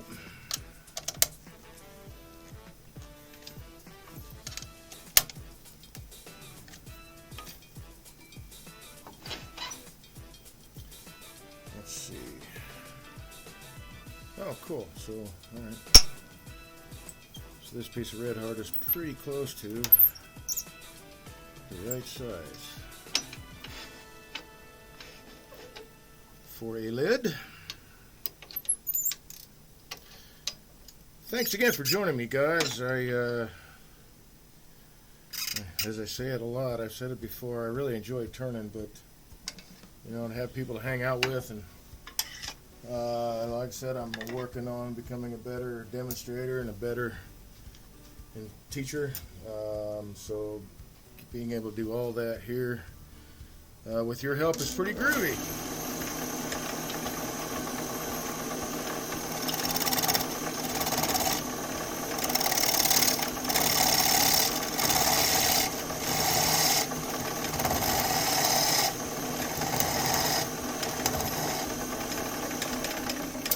Alright, since this is a little bit narrower piece, I'm going to do most of this with the spindle gouge.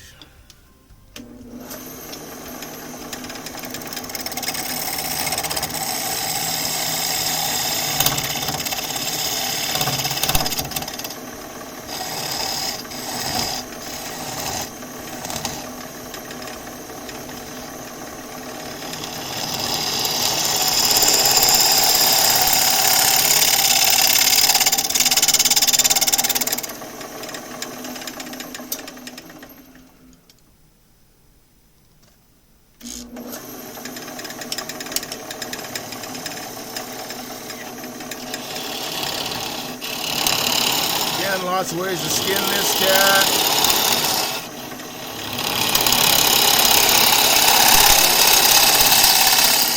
How fast am I going, man? Not fast enough.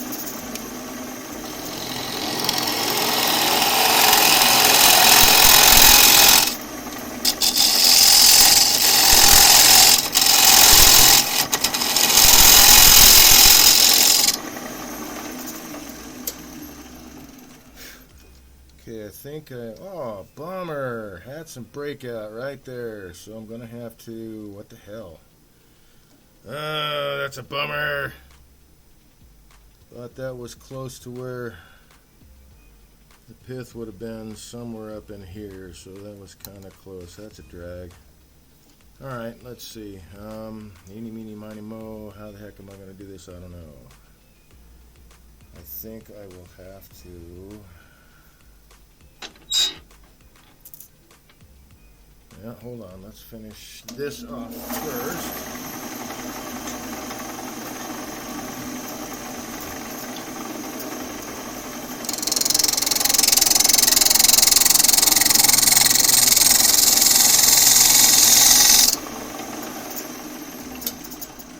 See if that's below, how far below the lower lip it is. I'll need to go deeper. We'll have to get past that. And I want to go just a little bit thinner.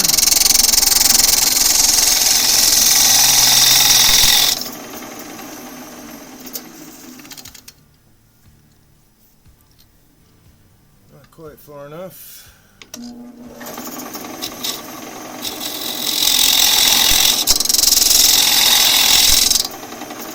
That might do it. A little bit further.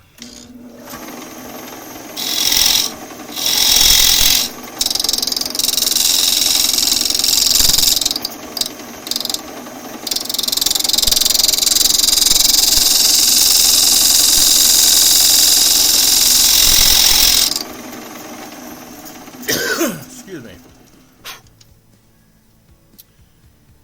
Okay, if I can get past that.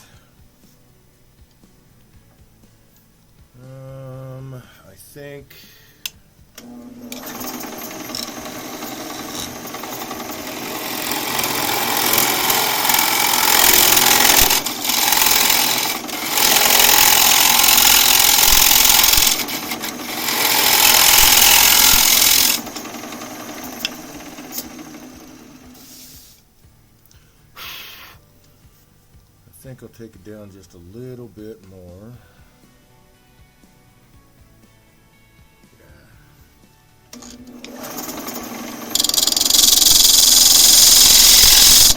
That should do.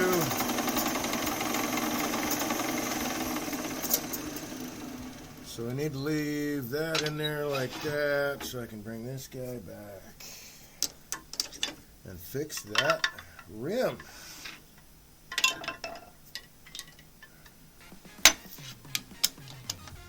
Let's see, this is 2 and 3, so we'll mark this as 1 and 4 right there. So I can go right back into that. Now that it's, hey, no doubt. Somehow this sucker, nerd says my son. Now that it's warm, you could open the garage door and we could bring pizza. That's true. Hammer Grip says, have spindle gouge and not afraid to use it even for hauling. Yep. Pizza. I could ride over. No, I'm staying here, man. I know you're talking to Pete with the motorcycle and stuff.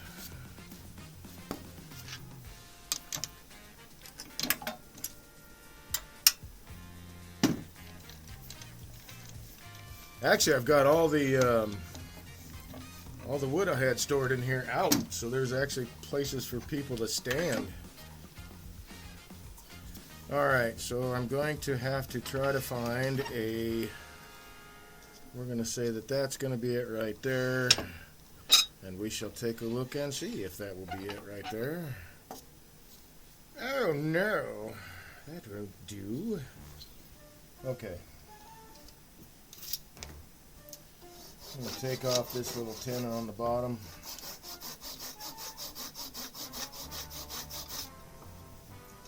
So that I have a place to put the drive center and it's not uneven. Mostly not uneven. Since I need to recut this. So I know that this is going to be my center on this side.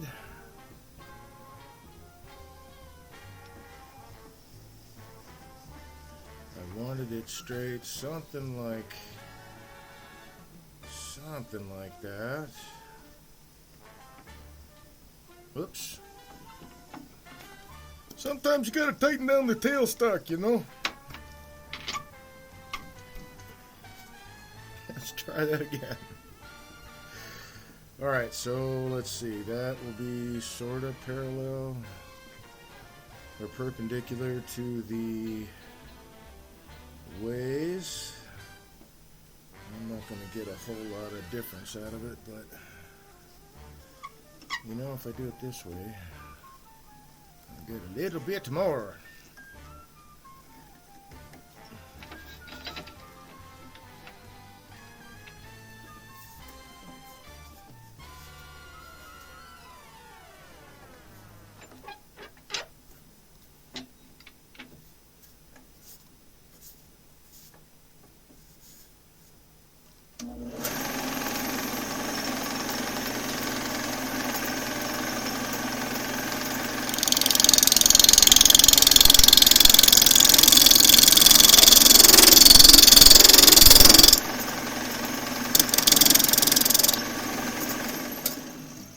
How does that look?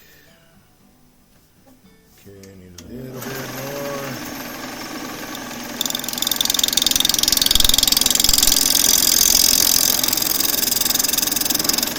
See what you're doing. Stop it.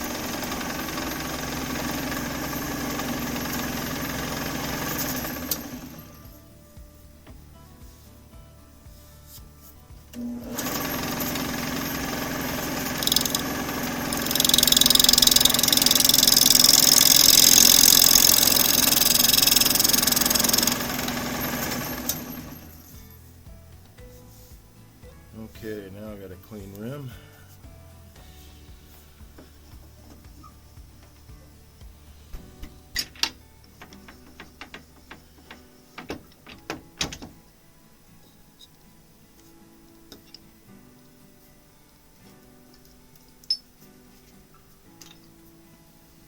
It's been a lot of fun, this whole journey, like learning how to, well, I mean, for one, like exploring the tools and what they can do, but being able to figure out and learn as I go, basically, how to fix things like that in a safe manner.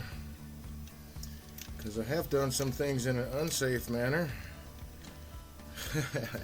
I try not to do at all. Okay, I need to move this guy.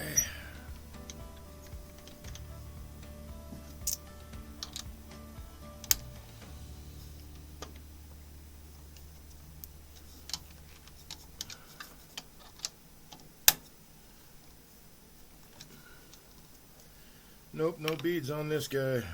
I just like the shape. Yeah, I just like that shape. So no beads on this guy.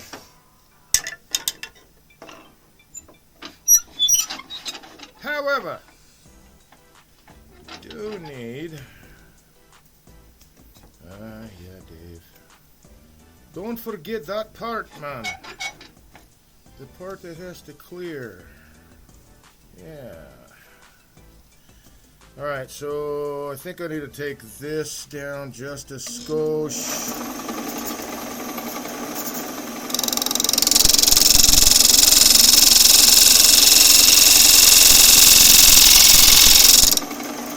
That should probably be good. Yeah, that should be good. I think I'll go with that.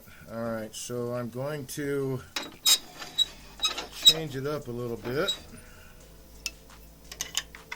No, I'm not, because I don't know where I put the Jacob's chuck, which is just weird, man. It is just weird. This is very bad news. Okay, so this just needs to clear here.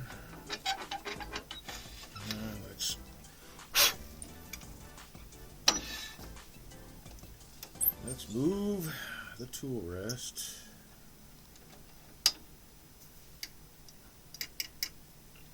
There we go. I want to have my support as far in as I can get. I'll be able to go further as I get deeper.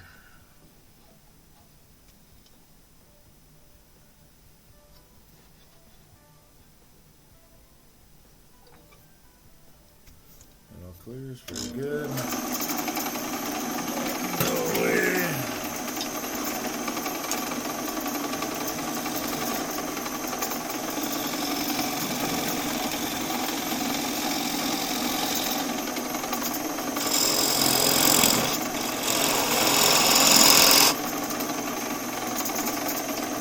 I could stand to freshen the edge on this guy. I will be right back.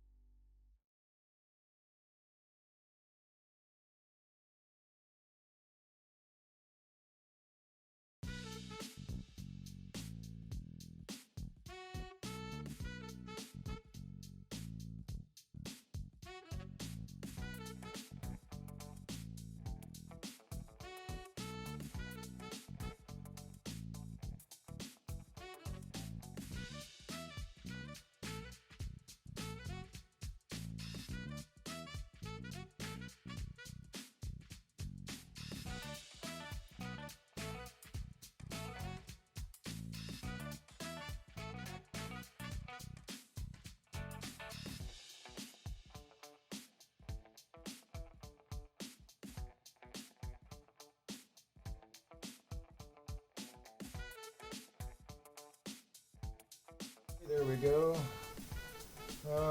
you could run over. Ever balance a pizza on your knees on the bike? I've had a pizza on the back of it. The Costco pizza would be pretty big. Bush League, you say, TC Smoke Bush League. That's almost kind of mean, man.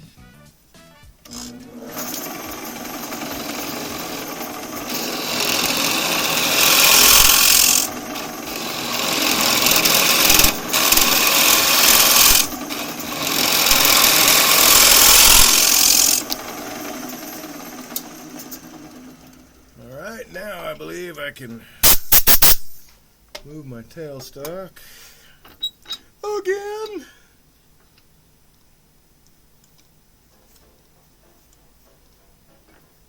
Oh man, I should have said it like Rocky.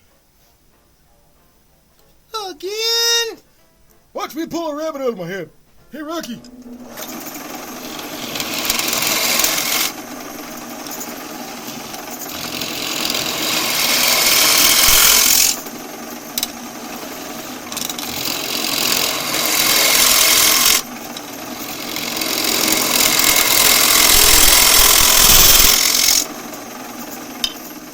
I think I'm about 2/3 way down, but I'm going to check.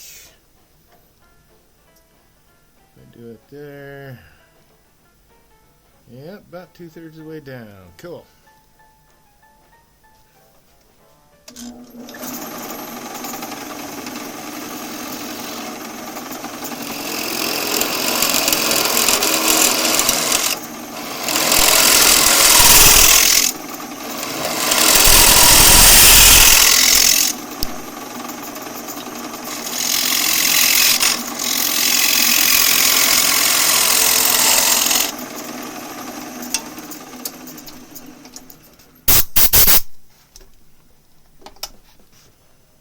Get the wood shavings out of my ear.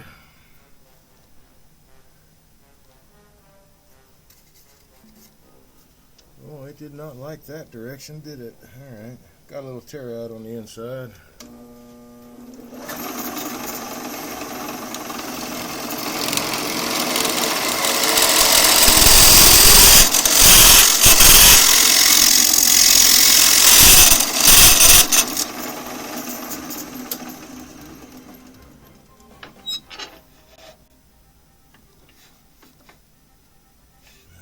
Too far.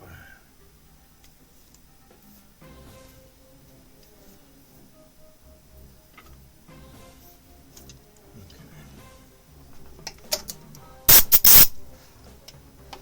A lot of that vibration is hanging off the tool rest too far. Let's bring out Mr. Magic Pencil here. Yeah, pretty close to the very bottom.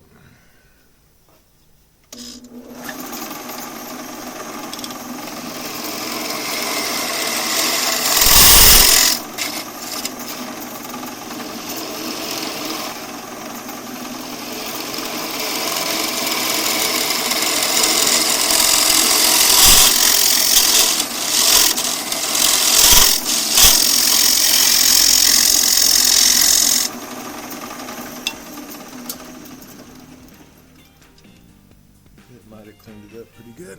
Let's see. Come on, get up there.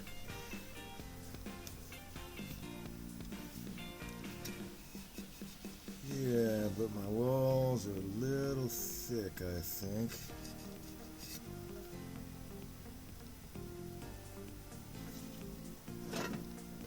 So let's bring out the negative rake scraper.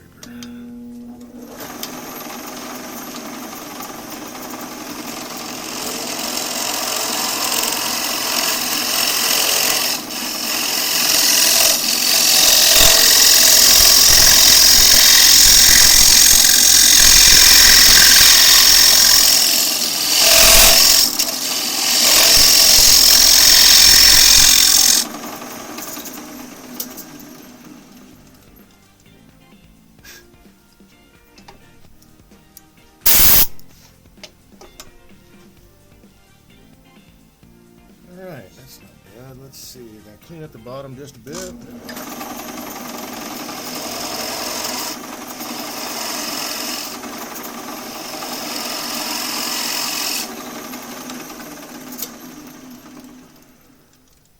did it? Almost. Got a little bitty nub in there.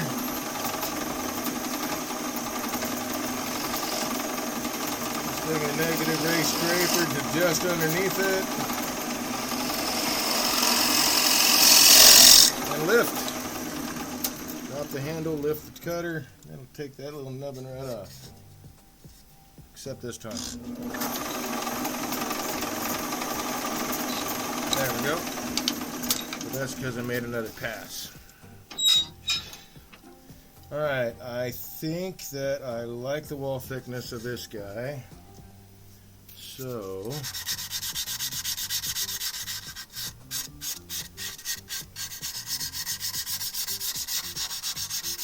take the sharp edge off.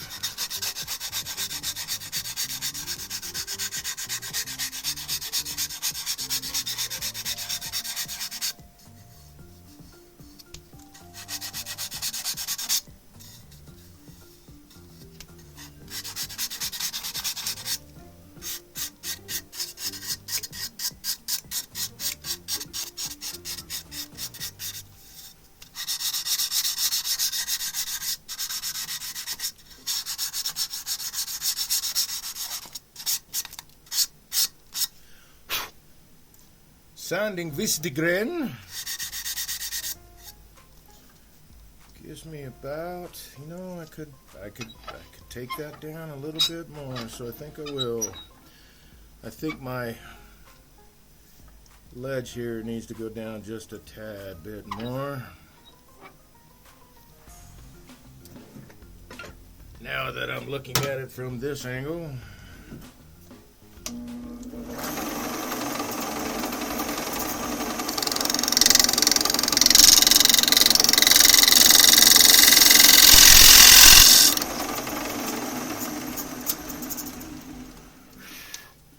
Yeah, there we go. That's going to be plenty. All right, that works. I'll take that. All right, now it's time to spin this dude around. I'll have to make a jam chuck for it, but that won't be a big deal. We'll spin it around and we'll take the foot off, or the bottom off. Get this guy. Not. Use this guy.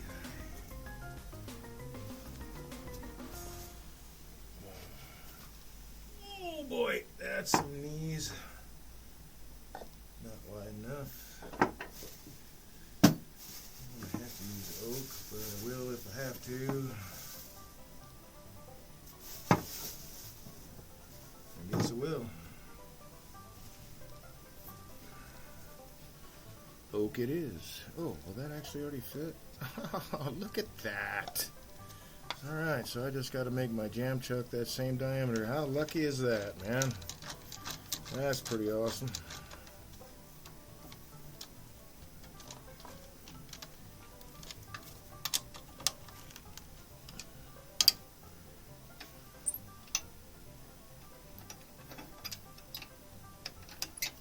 So Mitch, I don't know if you're still with us. I guess I could check just one more pass. Yeah, right.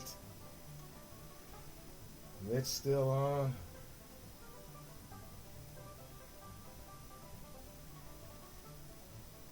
Well, I don't see him, but they may have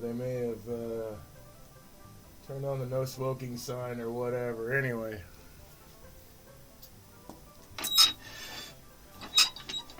Just wanted to see how the flight was going, man.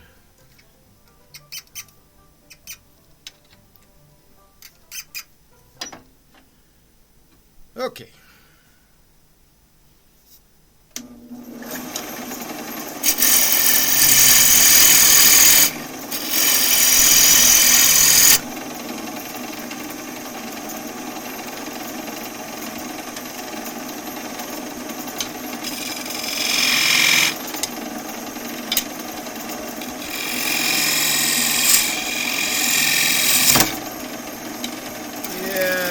Because it's all in grain right there, I know.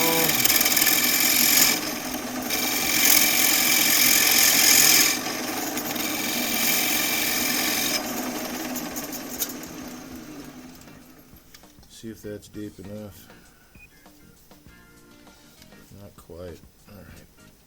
But it is a really good fit, so that's awesome.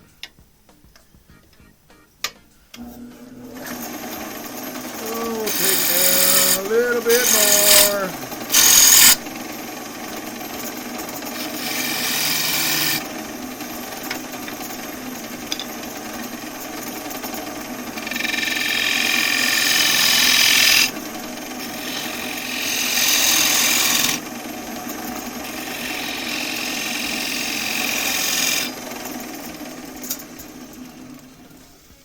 So I want the jam chuck to sit right on that ridge. Okay, it's a little thick. Let's take that down just a bit.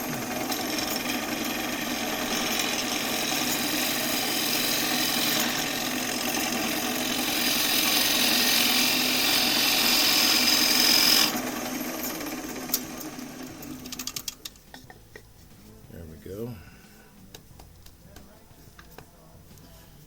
Good, and it is deep enough. Sweet. All right, bring up the tailstock.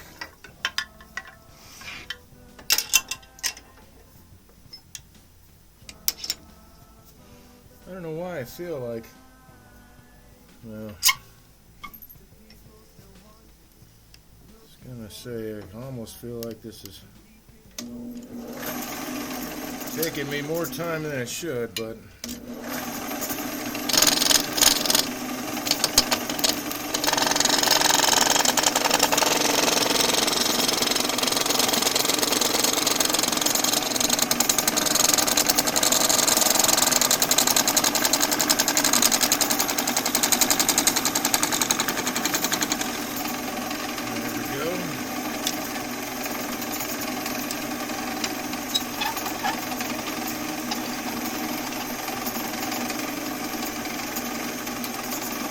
that's part of the problem.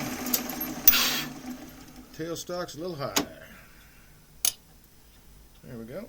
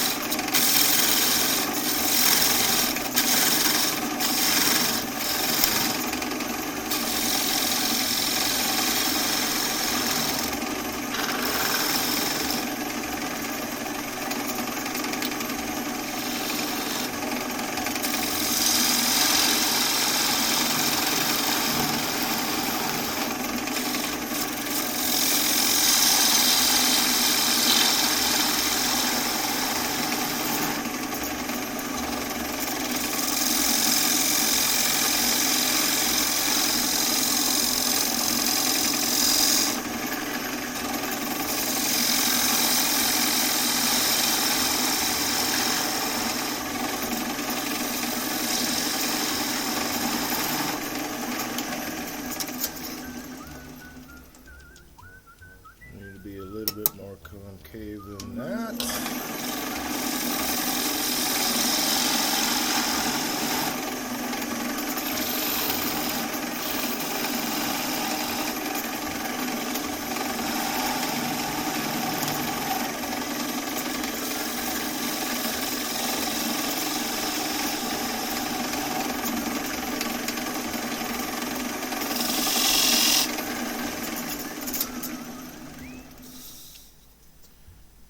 That looks pretty clean. All right, I'm happy with that.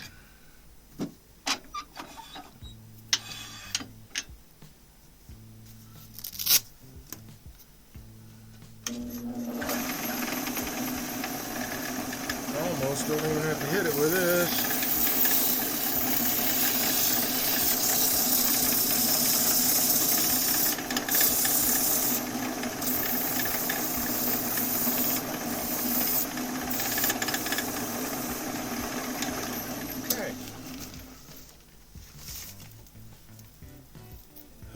one of my favorite Cheech and Chong bits. Sign the papers. I cannot sign the papers.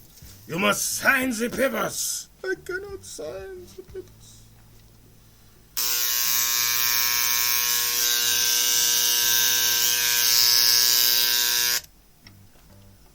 Old man, why can you not sign the papers? Because you have cut off my hands.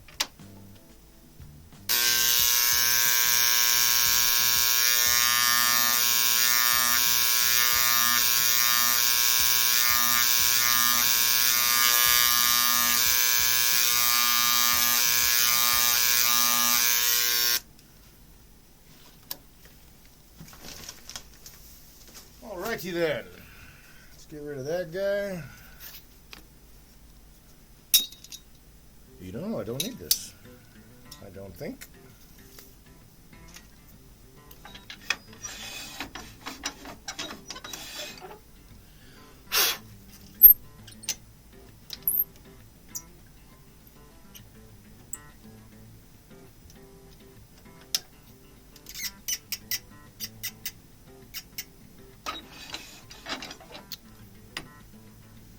But I will do this anyway. Just to have less to have to turn away.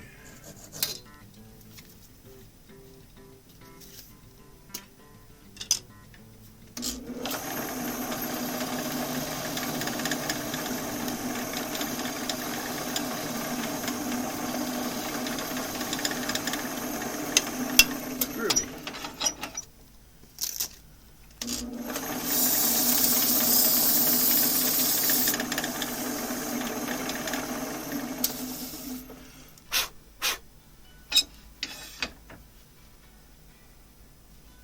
Now for one of my favorite parts.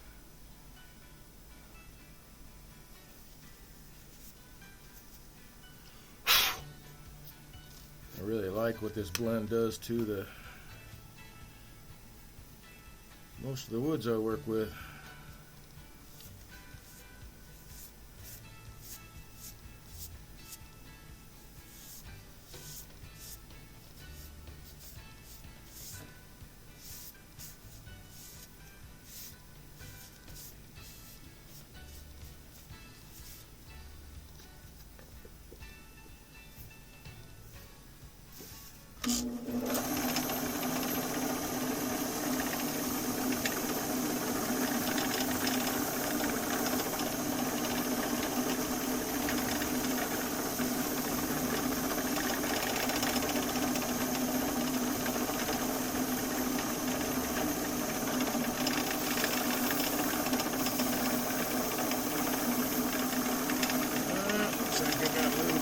On there. That's alright.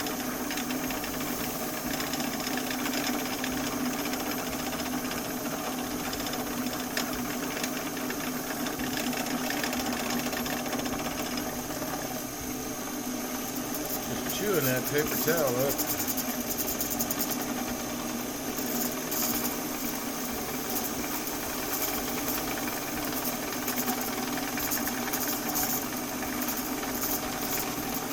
Just buffing it in now.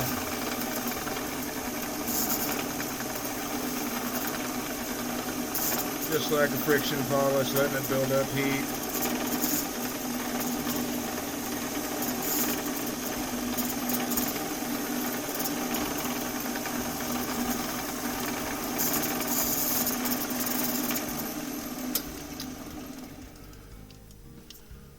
Oh wow, that really made all that splotchiness from the spalting really pop. That's very cool looking. All those little flecks of red. That's pretty nice. And then the spalting right across the bottom. That looks pretty cool. Okay, moving on.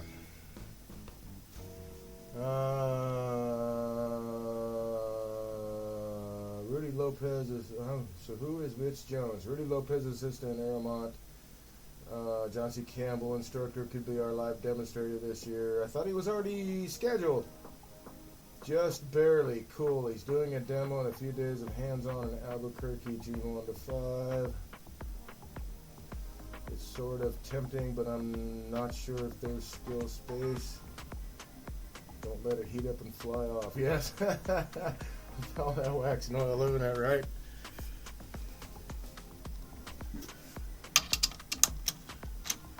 Alright, move that guy down. Time for this guy.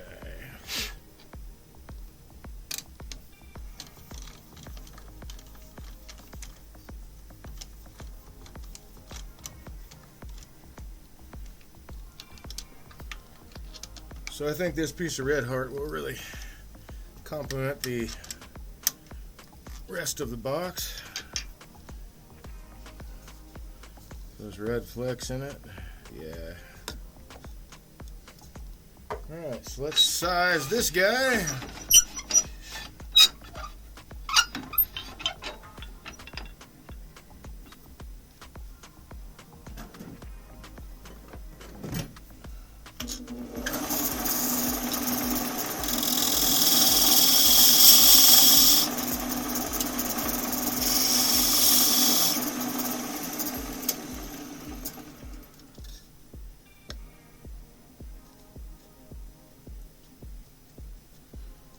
Too small.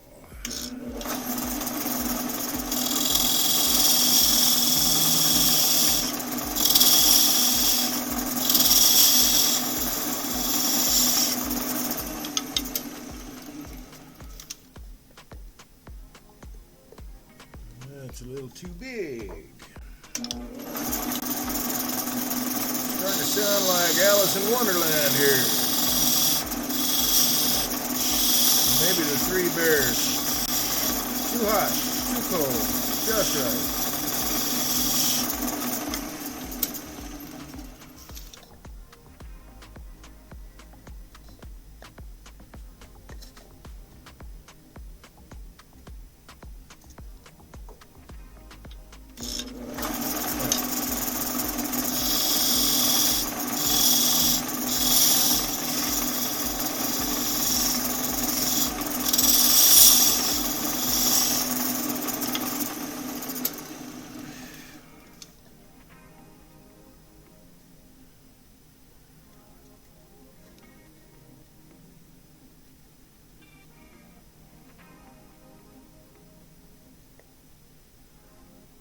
Okay, I think that's just about right.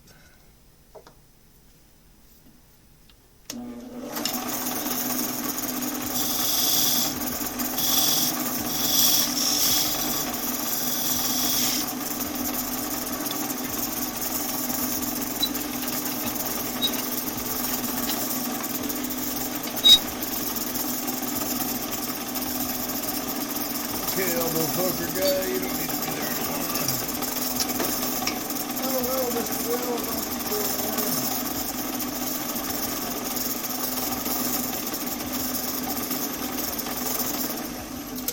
Alright, one dropped. Oh, yep, I'm going to need that.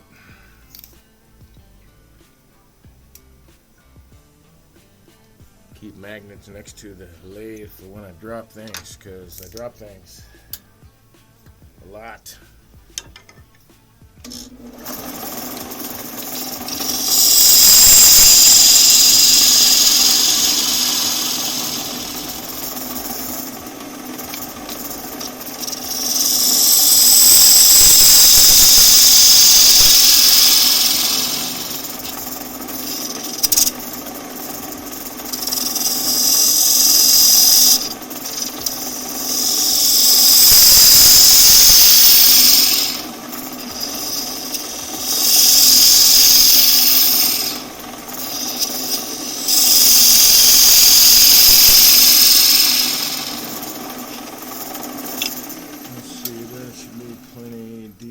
I think we need to make a little spot for the chuck to hold on to.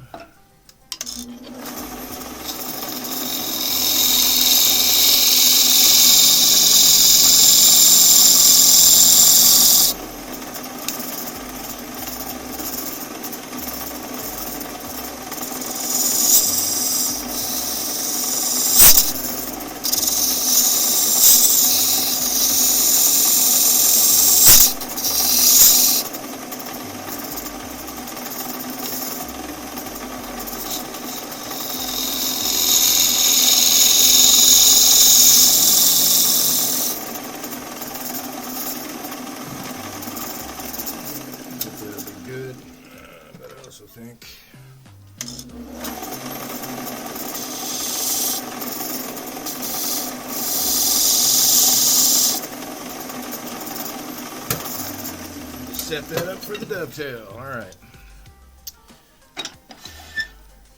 2, 3, so we'll call that 1, 4. We'll say that's the guy right there.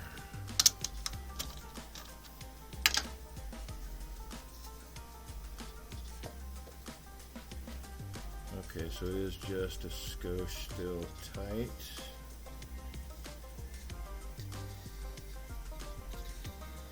Just a little tight.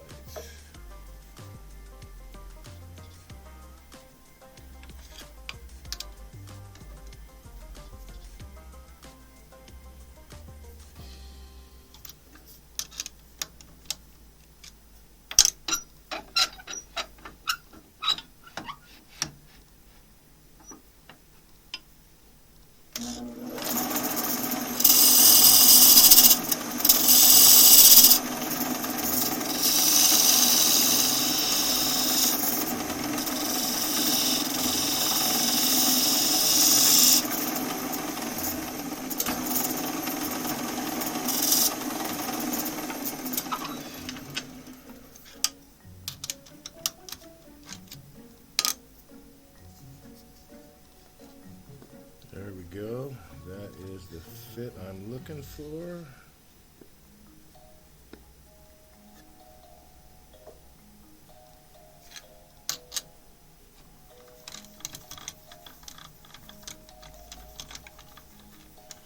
No, no, no. All right.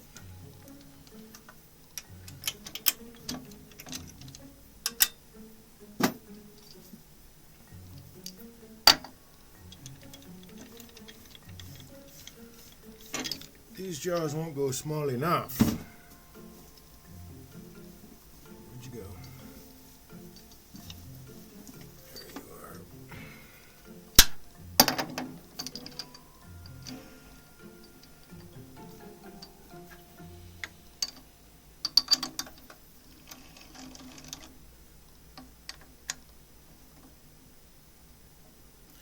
are. Oops, I forgot.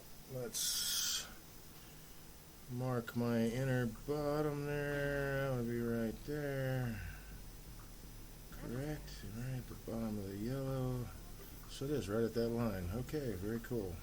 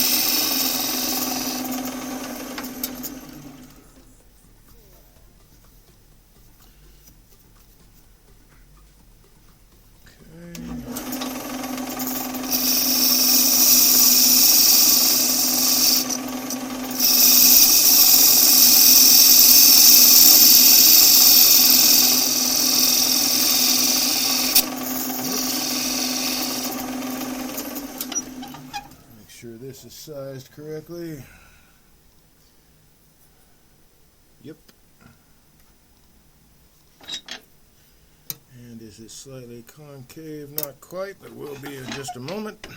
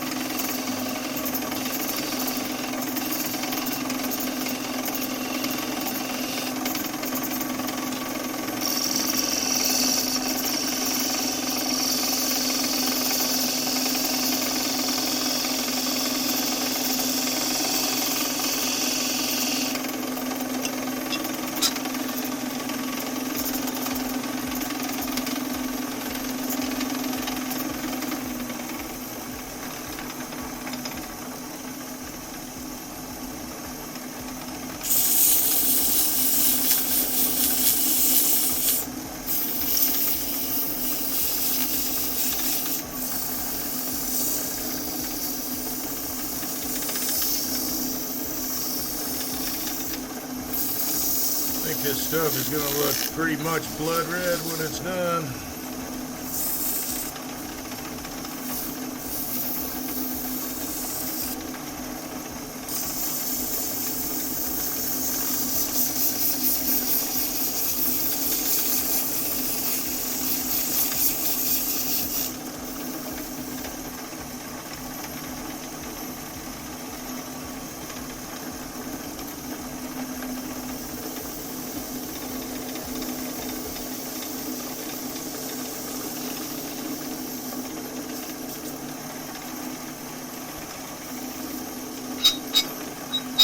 Alright, so I got my center point set. Ooh, hey, don't you dare come off there. Got my center point set to drill. Alright, this is 1 and 2. So I've got about 3/8 of an inch to play with. As far as depth is concerned.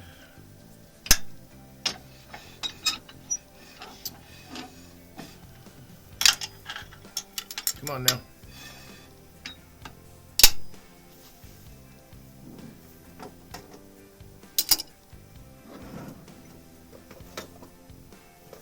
So we will go with 1/4 inch drill bit.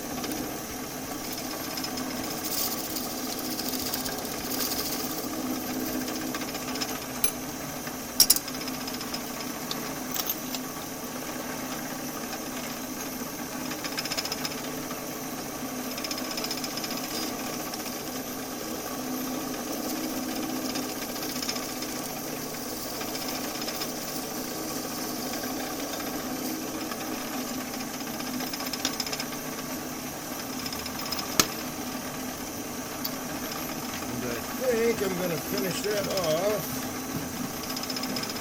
Well, I got one of 2 options here.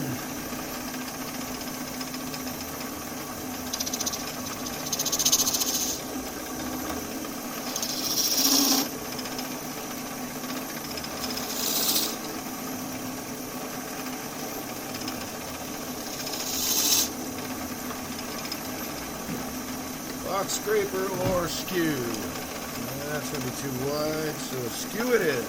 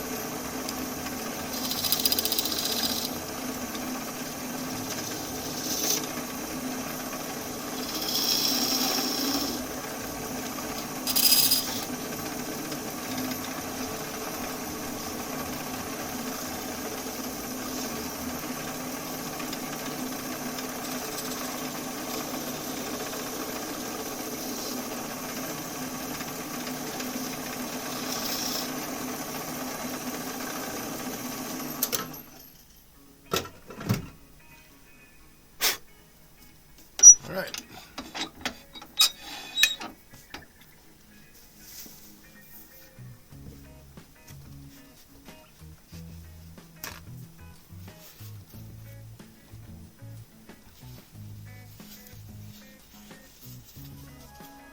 Throw some wax on this, and all I have left to turn is a tenon handle.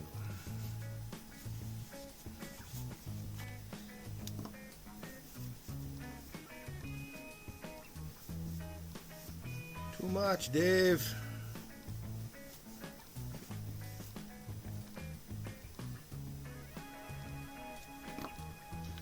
Hey, hey, hey.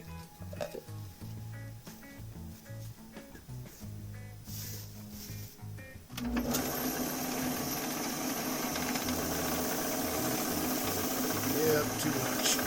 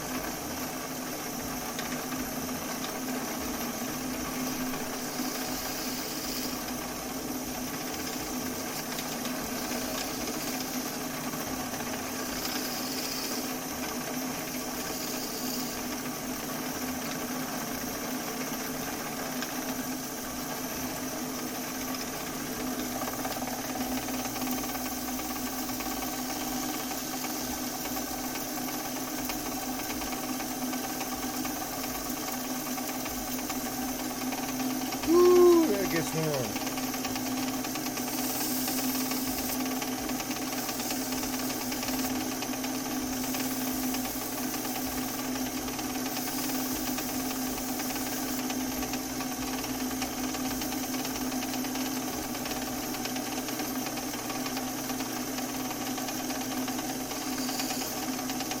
Had gotten a little wax in there, had to clean all that out too, but that, oh wow.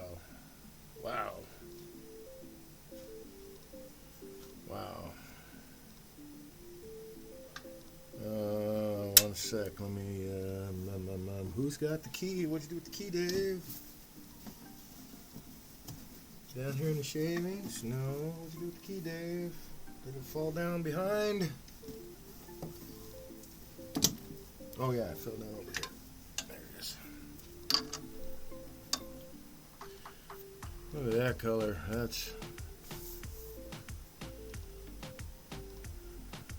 That's a beautiful red. All right. Spindle time. Oh my gosh, there's a lot happening in chat. Few days hands-on, tempting space, don't let it heat with all that wax now. Hammer grips. Are you going to do a round lid on an elliptical opening? Yes. Yes, I am. And it will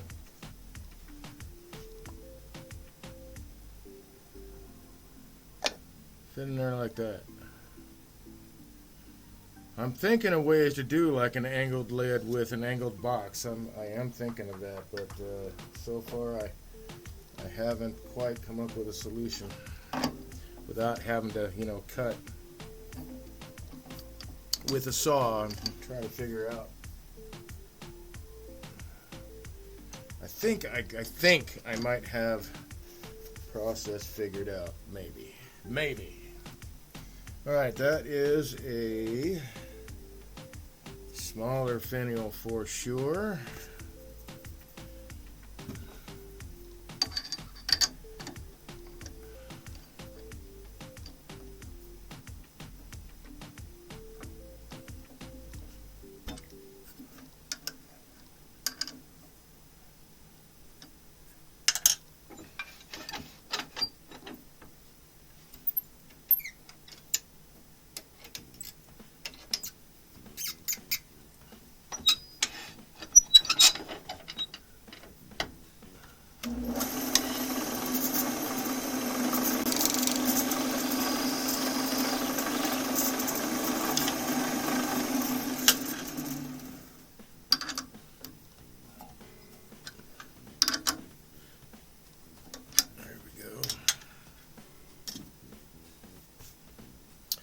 Alright, where's my lid? There's my lid.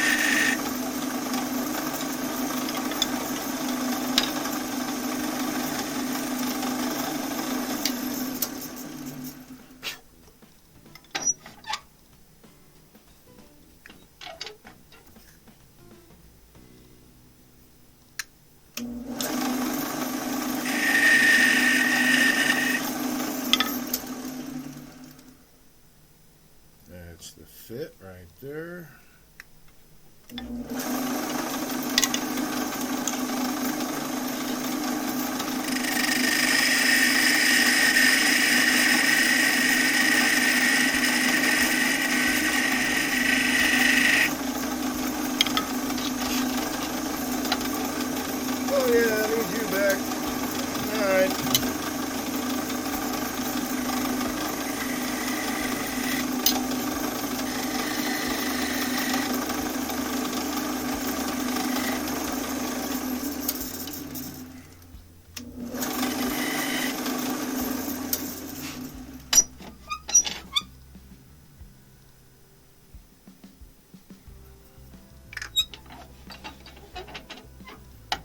That's a whoops.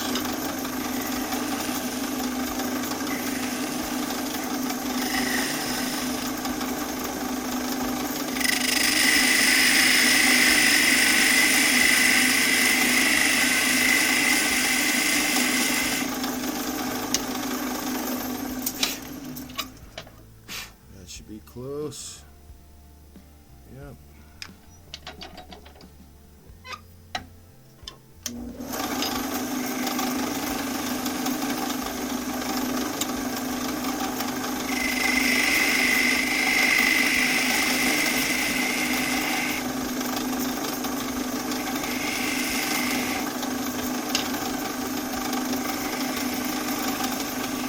I gotta make this a little bit concave too, so that it sits flat.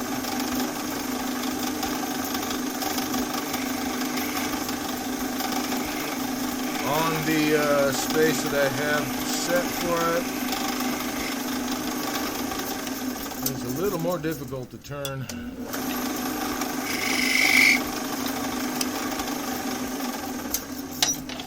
Smaller tenons with larger tools. Okay, I think that is the right depth.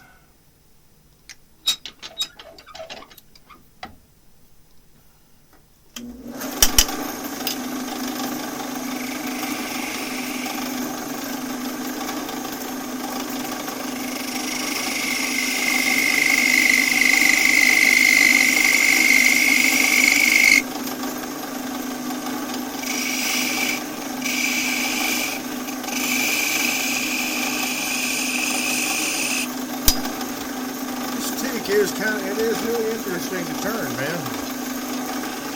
It's kind of like, I mean, the oiliness of the wood, it's definitely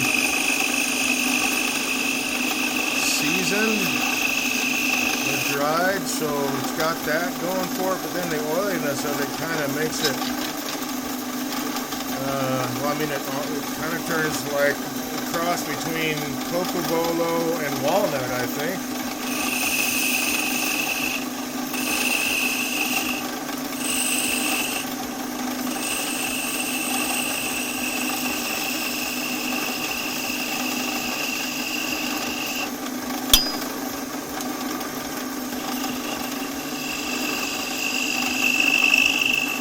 We're going to put a bead right there.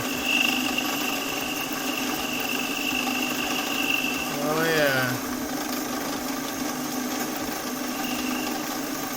Somebody had to put a bead right there, and since I was in the area, I thought I'd do it.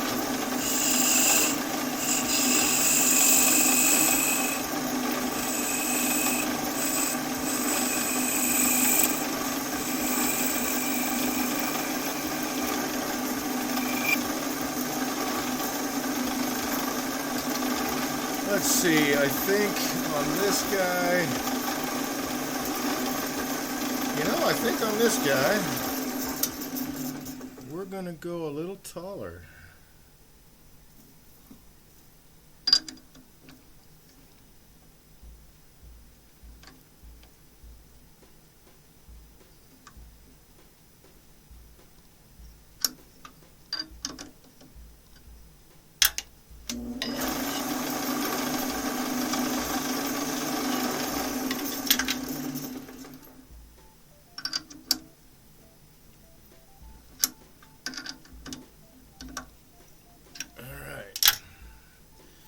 Let's see now. How do I want to do this? I think I'll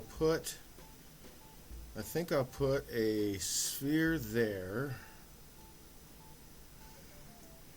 and then I'll continue that up and then cut it off at an angle. That'll work.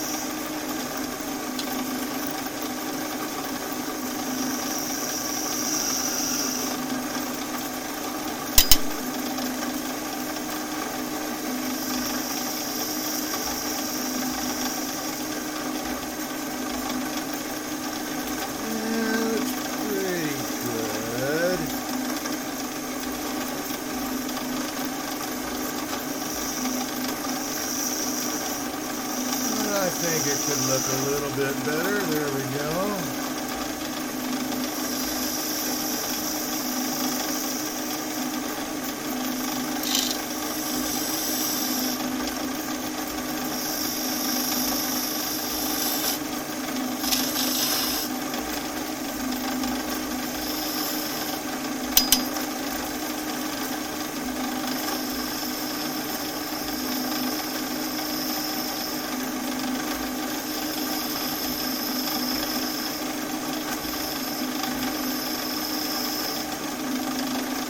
Oh Lordy, why am I not using this?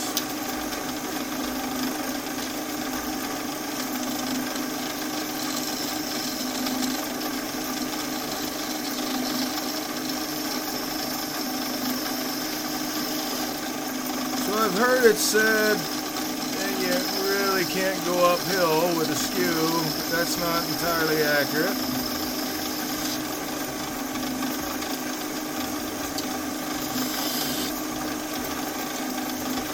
Okay, so if I actually see, I could put a no, I don't want to do that. Alright, so that's good right there.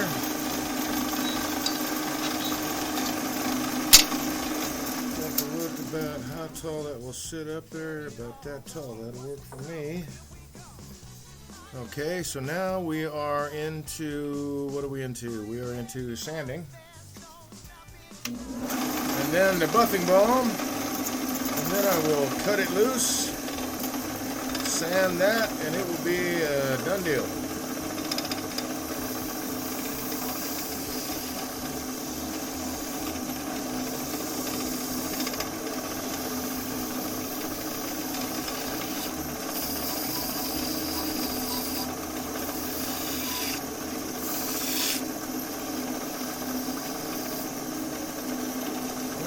There we go.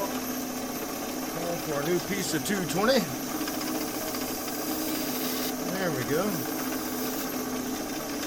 That's that bead. Catch this.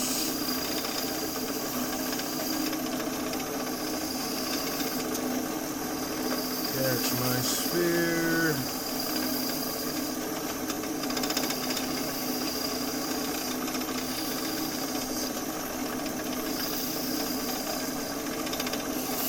The rest of this guy.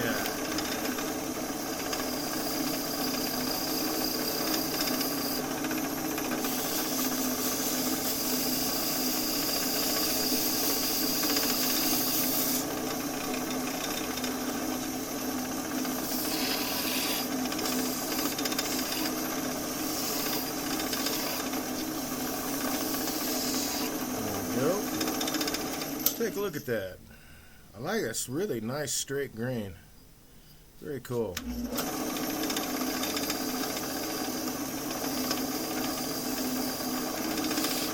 Thanks, Joe.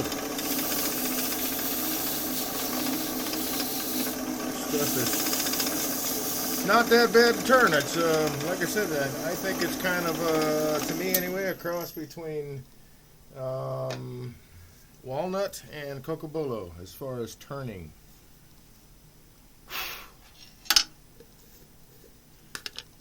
Okay, let's get this guy polished or waxed up.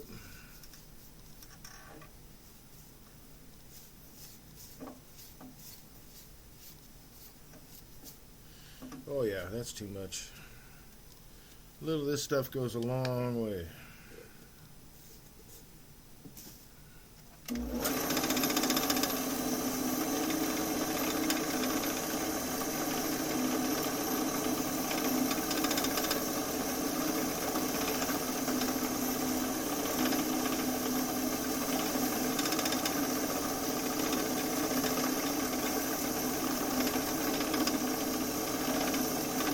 Hey, y'all too, man. You might be on the lookout for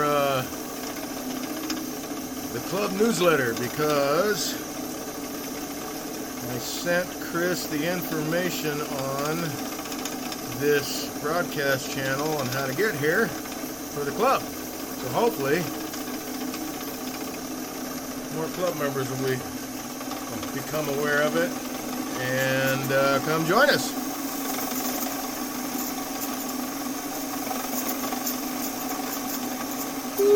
that's hot.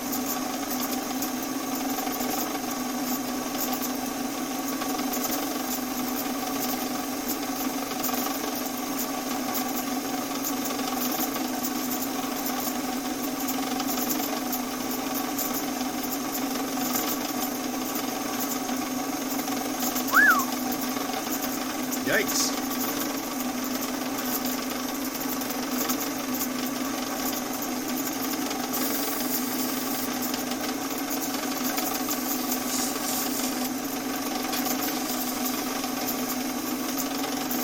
I got just a little bit of beeswax down here.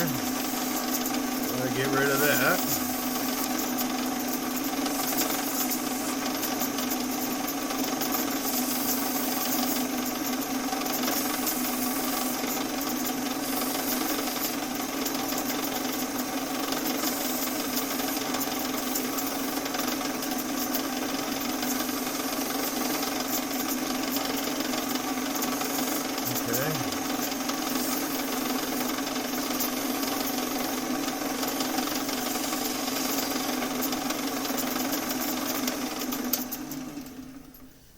Now, cut it off at an angle, but I want to find the eye. There's the eye right there, so there should be an eye back here, so halfway between them. No, let's see, I want that face to be towards one of the eyes, so we will cut it this way. That way the angled surface will be right in line, at least in theory, with one of the eyes on either side of that sphere.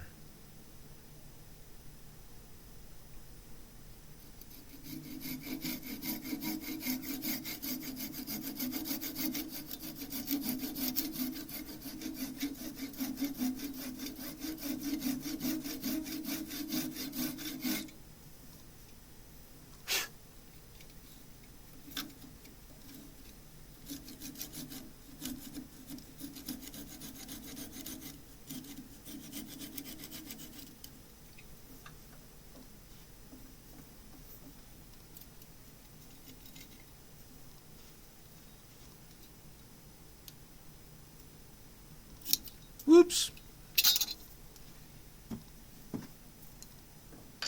Get that out of the shavings here real quick. Alright,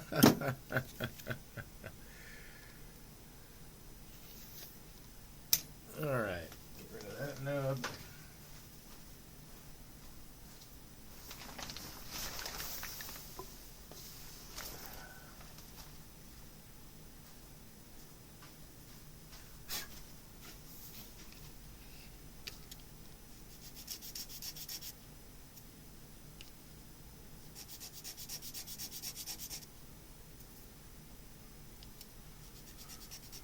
So I'm giving it a little bit of a beveled surface so it's not flat. It'll be slightly curved.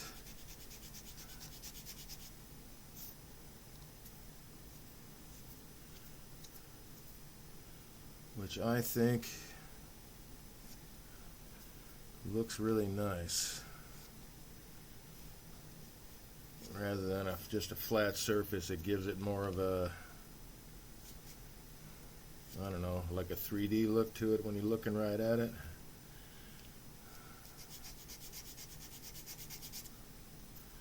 Just a slight curve to it though, nothing really earth-shattering.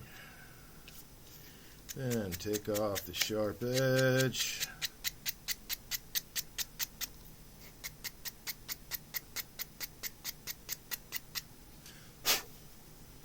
Then grab the beeswax. And really rub it in there. Rub it in there. Rub a dub a dub dub dub. Oh yeah.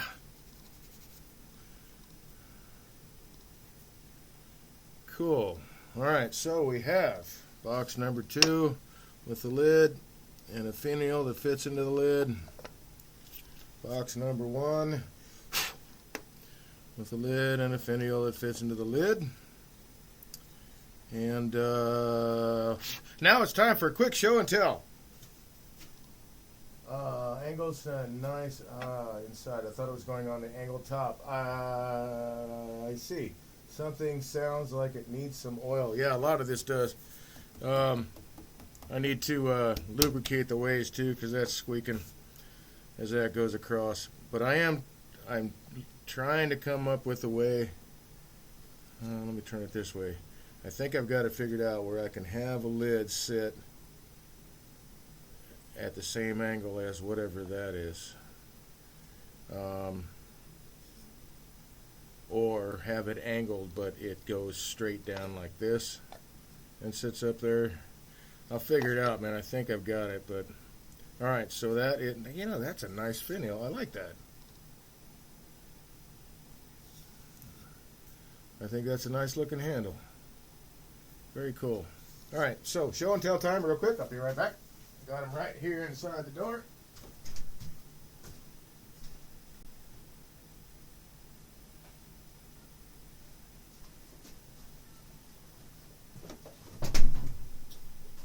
So some of you might remember this. This I turned a few weeks ago out of green maple.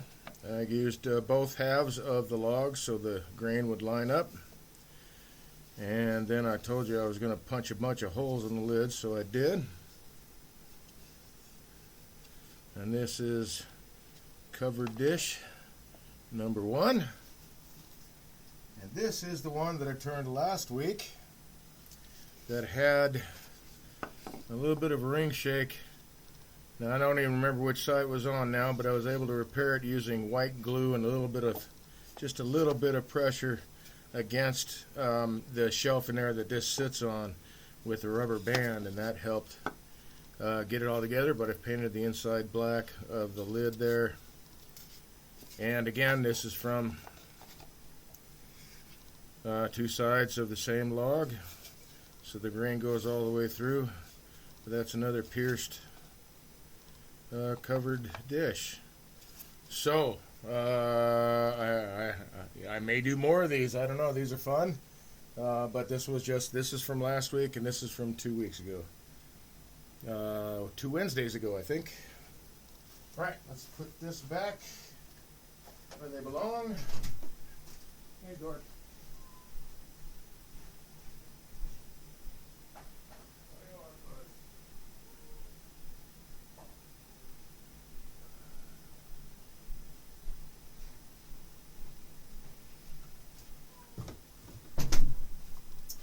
Okay, so here's our 2 finished boxes. I'm just going to glue everything together. I will hit this with Waco Danish, but the insides of these I think I will probably do walnut oil. I don't know, I may do Waco, who knows. But I think I really like making boxes like this with an uneven rim that's not, parallel to the floor. Kind of like that style. So there we go. All right, so that I still went a little bit past 11, but that's okay. We got her done. I want to thank you very much for joining me this evening. I'll be broadcasting again tomorrow night, 8 to 11. I think tomorrow night I'm just going to wing it and do an art piece, so we'll see what happens. I didn't want to plan anything for tomorrow. Well, to be honest, because I wasn't totally sure that I was going to make it tomorrow, but I am going to make it tomorrow, so I think I'm just going to wing it. We'll see. I might prepare something tomorrow and then have everything ready to go, or I may just throw a lump of timber up here and turn it into something. Who knows? So anyway, hi, I'm Dave. I'm a wood turner. I started this channel to become a better instructor, better demonstrator. I started turning itself. I started turning as therapy for PTSD. As a disabled vet, I had a rough go the first year or two, almost 2 years, almost gave it up. I was following YouTube advice. Don't do that. Find a turner who knows what the hell they're doing, and take some classes find a mentor. Come take classes from me. There's somebody in your area, perhaps somebody in the Woodturning club, that's near you. Go to Airmont, go to John C. Campbell Folk School. There's a couple other ones around the country that hold classes for turning if you want to learn how to turn or if you want to better your skills. But that's another reason why I started this channel. I want to help you become a better turner, but also at the same time I'm becoming a better turner myself, and that's my goal always. When I'm turning, I want to be the best turner I can be. I don't want to be the best turner in the world. I don't even know if that's a thing, but I do want to be the best turner I can be, and I want to help you get there too. So that's why I have this live interactive channel, so that you can throw questions out there, comments. I appreciate the traffic that we had today. Thanks a lot, guys. That is really awesome. Nice boxes tonight, says Wiley Smiley Kylie. Thank you very much. Nice holy pieces, those two, yes. Great job tonight. Beautiful work. Thank you, Joe. Appreciate it very, very much. I hope to see you guys soon. I have things for you, both. Anyway. Yeah, thank you again for joining me this evening. I hope you stay friendly. I hope you enjoy your turning, and I hope to see you tomorrow night. Take care, folks. Thanks for stopping by.